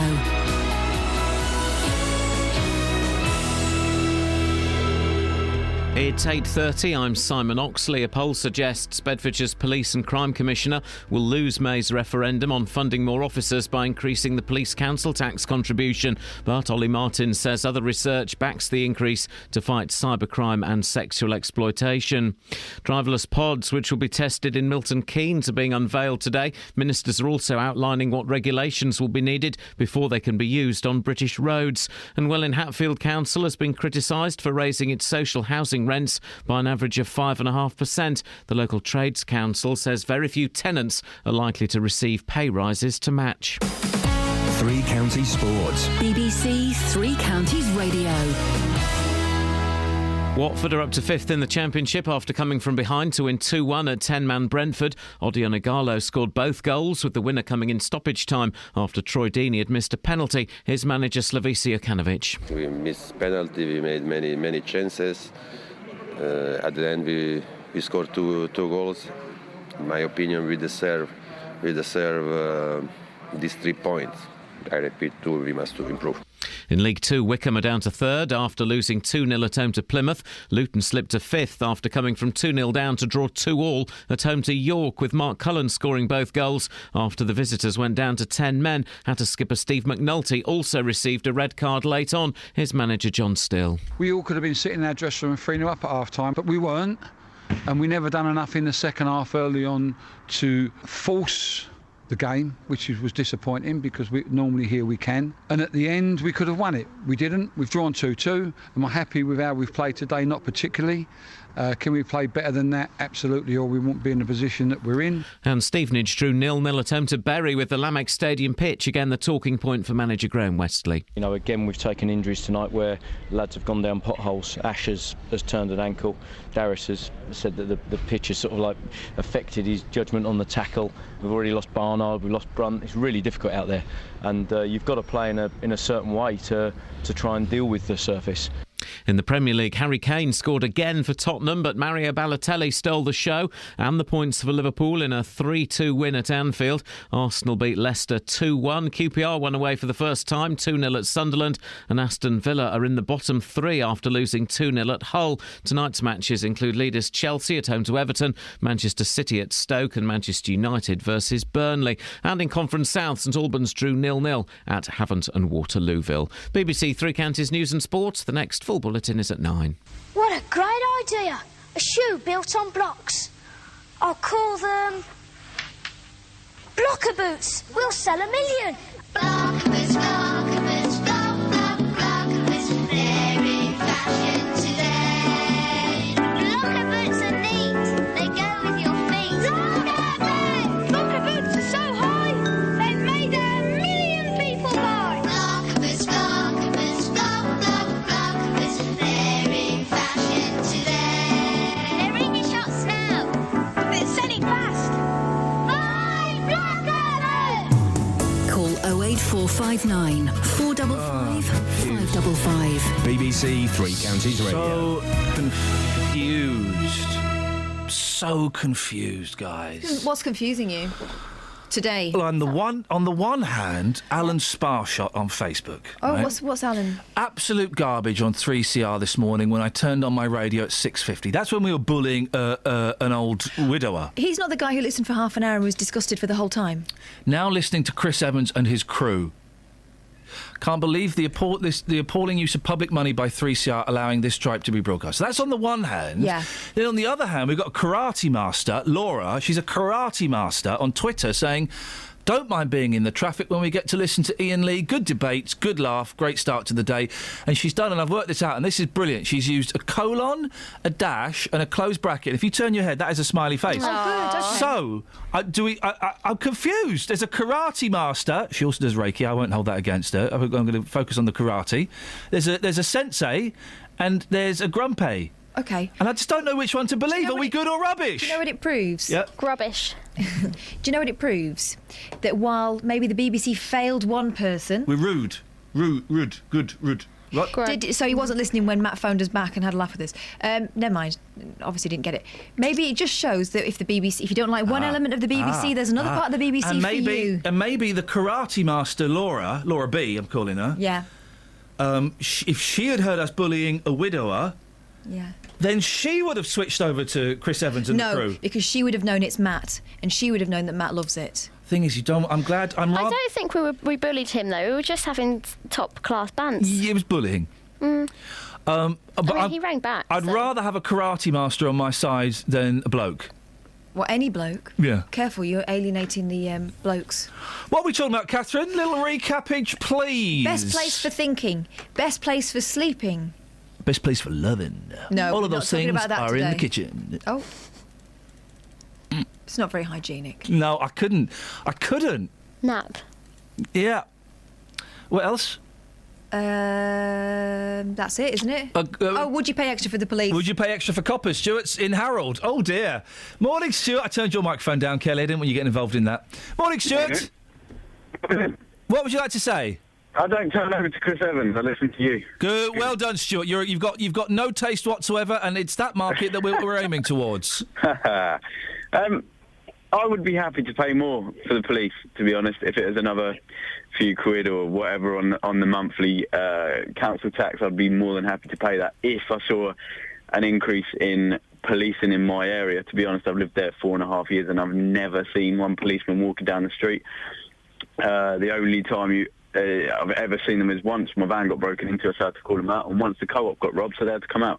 And that is it. I've never, ever seen a police car drive Ollie through the Martins, who is your PCC, because you're in Bedfordshire, aren't you? He says that you will see more coppers on the street, even though it's going to plug or go part way to plugging a £6 million black hole. But I think it deserves more money thrown at it. Police is a massive part of our society. We really, really, really need them. And I think it's worth paying that extra, like the fire and the ambulance and all the other services that people do that we take for granted, really. So I think people should be willing to pay more towards it, and I'm sure there's people that could not buy a packet of fags or go out for dinner one evening or something stupid that money's going to go towards. Stuart, stay there, because Peter, you're in Dunstable. Would you pay a few extra pence a week for some more coppers? No, I certainly wouldn't. I think it's about time we got rid of, in my opinion, the idiot Ollie. I've just been notified of my pension increase for next year. Yeah. I get £3.44 a week. Oh, beautiful. Yeah, beautiful. Out of which, because I happen to have a little private pension, I shall probably end up by paying 44 pence in tax. So I'm about. Hang on a minute. Hang on, Peter. You got a private pension. How much are you getting from your private pension? Not very much at all. Well, it's fixed. It's been fixed for the past 20 years. But you're still getting a lot more than other people might get. And what's that got to do with whether you pay a few extra pence for coppers or not? A blimmin' lot. £3 a week. What am I going to do with £3 a week? But you've got your private pension as well. But just hang on a minute. What I'm saying to you is, my private pension has never gone up in the past 20 years. How much is it? I get somewhere in the region of £26 a week, I think. Well, listen, the times are hard on the boulevard, but that's more than other people get. And why would you object? What is it? It's something like 40 pence a week that Ollie Martin's asking for. Well, hang on a minute. If we got rid of Ollie Martins and all his congregation that he carries around with, we'd probably have enough to put another 3 or 4 coppers on the street in any case. So why not get rid of him? Let's have a referendum on that. Stuart, what about people like Peter? Should they have to pay a little bit extra? I think everyone should pay a little bit extra. It's just the way it is, isn't it? Like you say, you get an increase in the pension. It's like the police should get an increase in what they do, as long as the people at the top don't take the mickey by then just using the money to pay themselves more. I would completely disagree with that. To be honest, I've run my own business. I haven't taken a pay rise for 3 years for that exact reason. So it is hard for everybody, and everyone should chip. Hang on, Stuart, your line's gone. Peter, everyone should chip in. No, they shouldn't, of course. No, they shouldn't. What should happen is they should get themselves blooming well organised. Yeah. There is so much paperwork that goes on with these policemen. Well, that's what they're doing. Part of the cuts is streamlining. But they never will. The EU gives everybody in this country rules and regulations. Hang on. Insist. No, Peter, let me finish here. No, because you're going off on a tangent that's irrelevant. What on earth has the EU got to do with Ollie Martins holding a referendum on whether you want to pay an extra 45 pence a week towards the police? What I'm saying to you is, if there is other ways around it. First of all, get rid of him because you don't need him.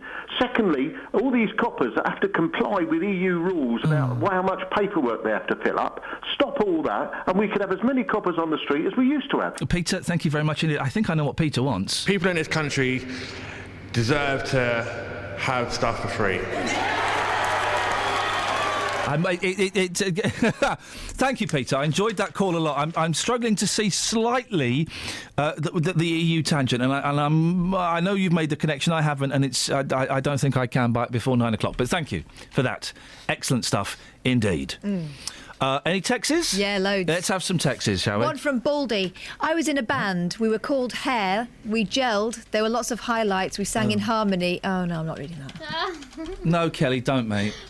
See, that, this is the sort of What's thing... the rest? I can't tell you because, actually, do you know what's happened? The texts have broken. Good. Too many puns. Give us a snatch of your wow. Split at the end. Well...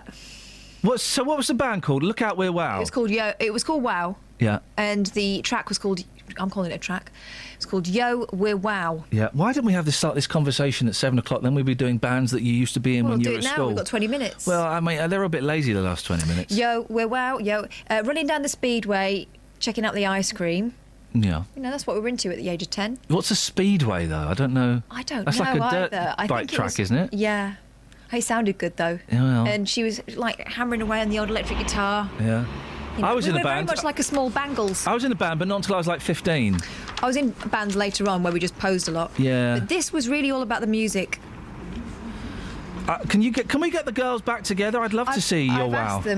I've asked them. Justin. Yeah. I've asked them on the Facebook. No, not at all. I'm just enjoying the bands. Oh, great bands. Great bands. I've asked them on the Facebook. There is a fourth member we need to get in touch with. It's basically, it's a bit like Fleetwood Mac. One of them is resistant. The other three are up for it. That's the same as mine. Yeah. Okay. Gemma's not so sure. She's not so sure about the music anymore. She thinks that maybe she's moved on. I can't imagine you being in a band, but I can imagine you being one of those cheeky fellas that tries to manage the school band. No, not at all. When I was at school, as I said to everyone in the class, I simply play the tunes. I was DJing at school from the age of about 13, all the school discos. I was spinning those records. You make records? Yes. Play on a record player. I do. It's a skill. Judging by your Vinyl Friday, that is a skill. Well, hang on a minute. Kath's little girl, who's 3, was playing records the other day, so there's no skill. Oh, by the way, I keep forgetting to mention, and I suspect that this might be... Do it quick. 7:30 on a Friday morning. We've had some great people come in just while you've been away, but I suspect it may be dying a death. So, 7:30 on a Friday morning between 7:30 and 8 o'clock. If you're in the area, you're more than welcome to just rock up to the studio, come in, sit down, have a chat with me and Catherine. You haven't got to bring us sweeties like some of the people have done. You just come and... It does help. You just come and hang out. I know at least 3 people who have contacted me about this who will be coming in. Beautiful. They are absolute nutcases. Enjoy. I say this every week. Please don't do us harm. I have no strong views on Iraq or Syria, so please don't come in if you're a member of IS. That should keep them away. Yeah, it should do, yeah. Good message. Just what have you been up to? You've been talking this morning about your favourite place to take a nap. For you, it's Watford Gap Services. Well, no. Watford Gap 20-minute nap, that's the rhyme. But I do it in my car. It's my car. And, in these tough times, I often find myself having a cheeky little dozoage dans l'automobile. C'est oui, Katerina? Sorry? Katerina? C'est oui? C'est quoi? C'est oui? Mais qu'est-ce que tu dis là? Katerina! C'est oui. So you've been taking it to the streets. Just we're going to get your audio after 2:15, if that's all right. Yeah, after the news, because I want to give this the credit it's deserved. But I've just got to say, you've had a great time in the Caribbean. Obviously, relaxez-vous s'il vous plaît. Yeah. On your holiday, you've not quite got back to what I like to call work standard speed yet. Well, you tell me what you want, and I'll go and deliver. That's the relationship we've got. All right, before the end of the show, get me a vox on people and what bands they were in. On what bands they were in? Yeah. Okay. When they were kids. Before the end of the show. Before 9 o'clock? Yeah. Wow, pushing it a bit there, aren't you? You said, tell me what you want, and I'll get it. Okay. That's what I want. Okay, but if you're going to be playing my audio in a few minutes, that puts me, at least 3 or 4 minutes down.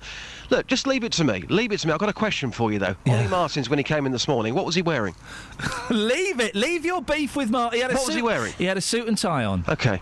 No shirt, just a suit and tie. It's a mutual beef there. The last time he came in, I was standing in for you. He was wearing a tracksuit, and I said, "What are you doing?" He went on Twitter. He was angry. And my question is still there to Ollie. Why was it you came in when I was standing in wearing a tracksuit? See, I wasn't in that day, and that would not have happened on my watch. Can I just say, this is why Justin Dealey makes records. Play on a record player, and why I win awards for my interviewing technique. I haven't once heard you ask what you're wearing. No, no, not at all. I mean, I can see. Do you want me to spit some lyrics from Wow? Can we do it after this? I don't know. Travel news for beds, cards and bugs. BBC Three Counties Radio. On the M40 into London, there's a lane closed on the entry slip road at junction 4 for the High Wycombe Handy Cross roundabout because of an accident. On the M25 clockwise, there are queues because there's been an accident at junction 16 for the M40. So those queues are reaching junction 14 for Heathrow. Although on the M25 clockwise at junction 24 for Potters Bar and 25 for Enfield, it's easing off through that stretch now after the breakdown earlier. On the A1M southbound, it's still looking very slow on the speed sensors between junction 8 for Stevenage and 7 for the A602. And in Newport Pagnell on Willand Road, that's still partially blocked at the roundabout for Marsh End Road with queues to the roundabout and on the to the A509. On the Oving Road between Oving and Whitchurch, that's been closed because a lorry's overturned between North Marston Lane and Borg Road. And in Amersham, it's looking very slow on the speed sensors on Gore Hill between the A413 and London Road. Samantha Bruff, BBC Three Counties Radio. Thank you, Samantha. 8:46. It's Wednesday, the 11th of February. I'm Iain Lee. These are your headlines on BBC Three Counties Radio. A poll suggests Bedfordshire's Police and Crime Commissioner would lose a referendum on funding more officers by increasing taxes. Driverless pods, which will be tested in Milton Keynes, are being unveiled today. And Welwyn Hatfield Council has been criticised for raising its social housing rents by significantly more than the rate of inflation. Coming up, we're going to get Catherine to spit out some of her wow lyrics. Before that, let's get the weather. Here's Kate. Beds, Herts and Bucks weather. BBC Three Counties Radio. Good morning. It's feeling slightly less cold this morning, slightly less murky, but it is still cloudy. This cloud isn't going anywhere very quickly. We may get 1 or 2 bright spells this afternoon. Will stay dry. Temperature at around 7 Celsius. The cloud stays with us overnight, but it's useful then because it protects us from the colder air above. So the temperature is not going to drop down below 0, 2 Celsius being the minimum. So frost-free start to Thursday. Similar sort of day, actually. A lot of cloud, a bit of brightness in the afternoon, but also the wind will start to pick up as we head through Thursday evening and overnight into Friday. Becoming breezy for Friday. We could see some rain arrive for Friday afternoon, and that's your forecast. People in this country deserve to have stuff for free. I keep hitting that by accident, but you know what? It works for me every single time. Dealey, you there? Yes, I'm here. I've just spoken to somebody who was in a band at school.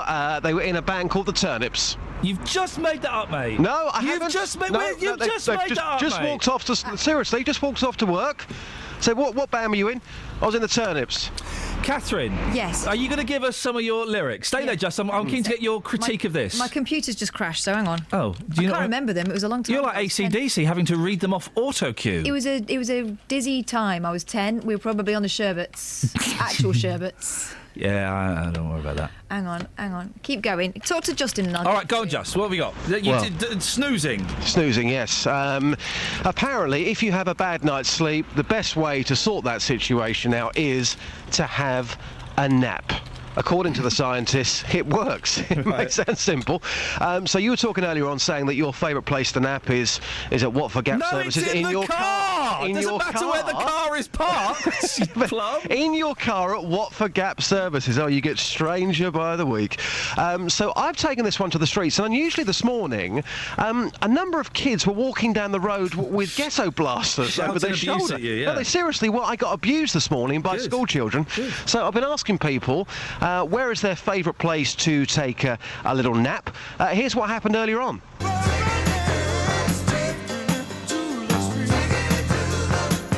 Taking it to the streets with J-Dog. Good morning, madam. Lots of kids here playing street music. Where's your favourite place to take a nap? Oh, to snooze in the sauna. In the sauna? Yes. What? Toilet. That's dangerous, isn't it? No. No. You're a crazy lady. Thank you. Bye. So seriously, have you fallen asleep in a sauna before? Yeah.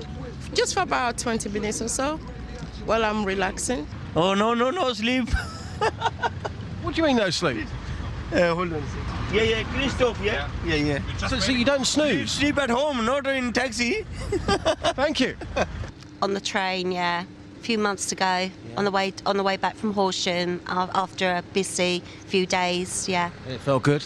Oh, yeah, absolutely. Out of 10, how would you score that experience of taking a nap on a train? 6. About 6. Yeah. Quick question for you. Where's your favourite place to take a nap? At work, in this chair. And what sort of material? Is it leather? Is it cloth? It's crap cloth, mate. Morning, boss. Nice tie, nice sandwich. Where is your favourite place to take a little nap, a little snooze? I think the bed is the best place for a nap. Yeah, because if I sit on the sofa, maybe I'll be tempted to watch TV or I'll do something. So, but if I'm on bed, I think that is the best place. That's a terrific, detailed answer. Thank you very much. Welcome. Thank you. Yeah, welcome. Okay, thank you very much. Thank you, sir. Yeah, see you. Thank you. Ma'as-salama. Welcome. Yes, welcome. Excellent stuff. Justin, are you ready? That was very funny, by the way. Thank you. Where do you like to have a nap? For me personally, it's on the sofa every time I get home, and now I've got catch-up TV. I just take off my clothes and gently place myself onto the... you can't go naked on a sofa, mate. No, don't worry, it's leather. It's leather, so it's no. You're going to stick to it. No, it just wipes off. It's fine. So take a nice little lie down, watch a bit of catch-up TV. Yeah, it's great. I love the fact that we had all these kids in earlier on who are in a band. What was the programme they love? Storage Hunters, yeah. What is Storage Hunters? What I know is that they end up, they open a lock-up, don't they? And then you have to go in there. Yeah, and you say whether you want that and put your bid on. Before you open it. Dealey, you did you sounded disappointed that the youth were watching Storage Hunters. No, I've watched it once, and I believe somebody told me recently that the rules have changed slightly on the programme. Am I right in saying that? I don't watch it. I've only seen them open the garage doors. And Storage Hunters.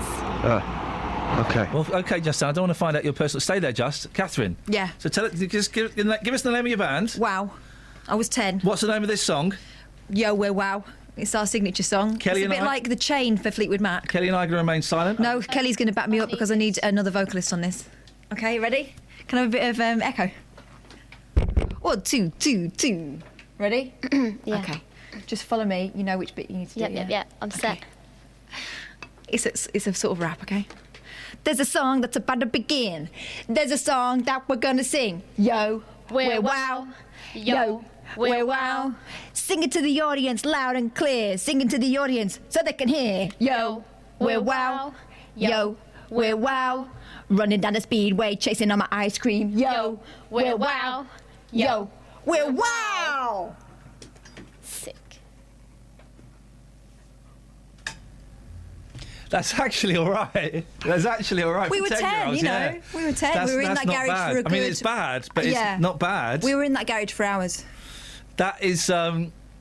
That's. I'm actually impressed by that. I think I've fallen a little bit in love with both of you. Yeah. That's I what happens. love your wow. That's the wow factor. Did you have any other songs? We used to nickel the peoples. I'm genuinely impressed with that, Just. I feel ill. What? That sounds like the kind of rub. That sounds like Vanilla, or you remember Vanilla? No way. No way,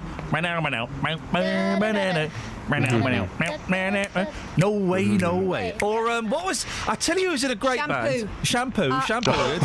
You're in trouble. Here we go, Justin. This is one for you. Yep. Who was in Milan? I was recently. Who was in Milan? I know this. Hang on, let's see if the Dealmeister knows it. Oh, do you know what? This is on the tip of my tongue. And it's a cracking song. I had this on CD single. It's a great song. Come on, enlighten me. Martin McCutcheon. Tiffany from EastEnders. Oh, Tiffany. It was what was Janus in? Sorry? Janus. Oh, yeah. Eurovision. Yes, she was. Were they called Gemini or something? No, she wasn't Gemini. Gemini was like a boy and a girl, and they couldn't hear the backing tape, so they were singing out of tune. They got the lowest score, I think, ever. Australia's going to be in the Eurovision Song Contest. What that all about? What? Australia's going to be in the Eurovision Song Contest. What's that all about? Just ban the competition. It is rubbish, seriously, isn't it? come on, just ban the thing now. I thought people were competing not to win now. That's the rule, isn't it? We always do that thing of, oh yeah, we're not really bothered, but actually we're really bothered. Yeah. Well, England, have a little bit of dignity, a bit of respect, and go, do you know what? I'm having, this is just this, even like the groups that normally like Eurovision, kids, women and gay men, they normally, even they're getting bored of it. Even they realise it's a load of rubbish. Is there a rule that we're not allowed to put our actual best act forward? Yeah. Oh, that's a shame. I think there is. But then Belgium put Celine Dion on, and I know she hadn't had her teeth fixed in that, but still, it was Celine Dion. When Wogan left, we should have gone, that's it, that's enough, I'm out. See, great memories back in the day of Sonia. Fantastic memories. What do you remember? I remember her coming very close to winning, I think, back in the day. Was Gina G in the Eurovision? Yes. Oh, who are just a little bit, yes. I saw Gina perform live in Hemel Hempstead, one of the highlights of my life. I interviewed her. She is one of the most beautiful women in the world, isn't she? Isn't she? Yeah, who are, yeah. Just great memories, mate. Thanks. Of some pop totty, so thanks for that. Some potty. Some toppy. Catherine. Yeah. You're fired. Kelly, have we got any... Turns out I'm resurrecting my musical career. Do you need me for backing vocals all the time because I'm free? Definitely, you're in. Can you dance a bit like Bez as well? Yeah, I am Bez. Sorted. I was Bez in my band. Have we got any texts? I don't know. Instead of looking up your old mates on Facebook, maybe... Well, my computer crashed, as you know, so... I know, mate. You could have sorted that out. Well, I'm sorting it out now. Talk to Kelly. Hi, mate. You prefer her anyway. I do prefer Kelly. What have you been up to? Well, struggling for the last 3 hours to entertain... Oh, hang on. Someone's ringing up. Bear with. Well, who am I going to talk to now, then? It'll be someone good. It's probably Richard Branson for me, but I'll pat him through. Pat him through? Richard Branson's enough tweet a load of rubbish, doesn't he? He's got a lot of time in his hands. He tweets a load of rubbish. So does this woman. This woman, a teen is fired before first shift after boss sees her rude tweet. A pizza shop worker failed to earn a crust, when she was fired from her new job for slagging it off. She tweeted, seller, at CELLA. We'll have a little look at her. Ooh, I start this F-ass job tomorrow. Oh, dear. And then follows it with 1, 2, 3, 4, 5, 6, 7 thumbs down emoticons. Well, the boss of the place saw it and went, yeah, you're fired. I mean, things not to do before your first day. Do you want some texts? Let's go to Jenny. Morning, Jenny. Morning, Ian. What you got for us, Jenny? There's been an accident on the A1 northbound between Biggleswade and Sandy. Let me translate because you're very quiet. An accident on the A1 northbound between Biggleswade and Sandy. That's correct. A farmer's trailer is overturned. Oh no! And there is currently 3 big bullocks running in amongst traffic. I beg your pardon. 4 big bullocks. It's gone up by. There's an extra bullock. Are they right? So there's no. Is there carnage? Are there any bloody cows? And I'm not swearing. No, there isn't. But the farmer's trying to catch them, but traffic needs to slow down because he is trying to. He's trying to catch bullocks on the where? On the A1 northbound between Biggleswade and Sandy. This is the most nuts thing in the world. Jenny, thank you for that. Sammy, did you get that? I've got it. So there's look now. There's bullocks loose. There are 3. Well, is it 3 or 4? I mean, I'm not sure. That's by the way, guys, pictures and video evidence, please. Pictures and video evidence. Send it to ian.lee@bbc.co.uk. I'm going to start following Seller on Twitter. It's CELLA_. Do you think someone will give her a job off the back of this? No. Well, I don't know. Let's have a look at her. Oh, I feel sorry for her. Oh, look at her Twitter picture. It's her doing a selfie in the mirror, and behind her there's a friend coming out of the toilet. It looks like she's either been sick or she's crying. Anyway, someone has tweeted her and she's retweeted it. Oh, dear. This is the girl that lost... Oh, I've got to do this. Travel news for beds, cards and bugs. BBC Three Counties Radio. Looking at the motorways first, the M25 clockwise has queues between junction 14 for Heathrow and 16 for the M40 because of an accident. And the M40 towards London has the entry slip road. A lane that on there is closed at junction 4 for the High Wycombe Handycross roundabout, which is causing slight delays. In Newport Pagnell on Willand Road, it's still down to one lane around the Marsh End Road roundabout, and that's causing really long delays from the A509 all the way back from Chicheley.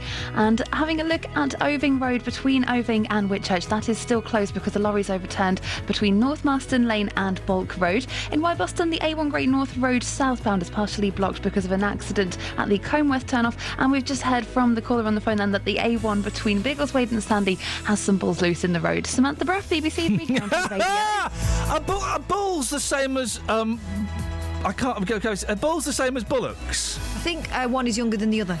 OK, well, we'll investigate this. Maybe Jonathan could change his first hour of the show and dedicate it to bullocks. Local and vocal across beds, Herts and bucks. This is BBC Three Counties Radio. Thank you, Ian. Good morning. Welcome to the JVS show. I'm Jonathan Vernon Smith. It's Wednesday, it's 9 o'clock, and on today's big phone-in, is it a good idea to put council tax up to pay for more police officers? Bedfordshire Police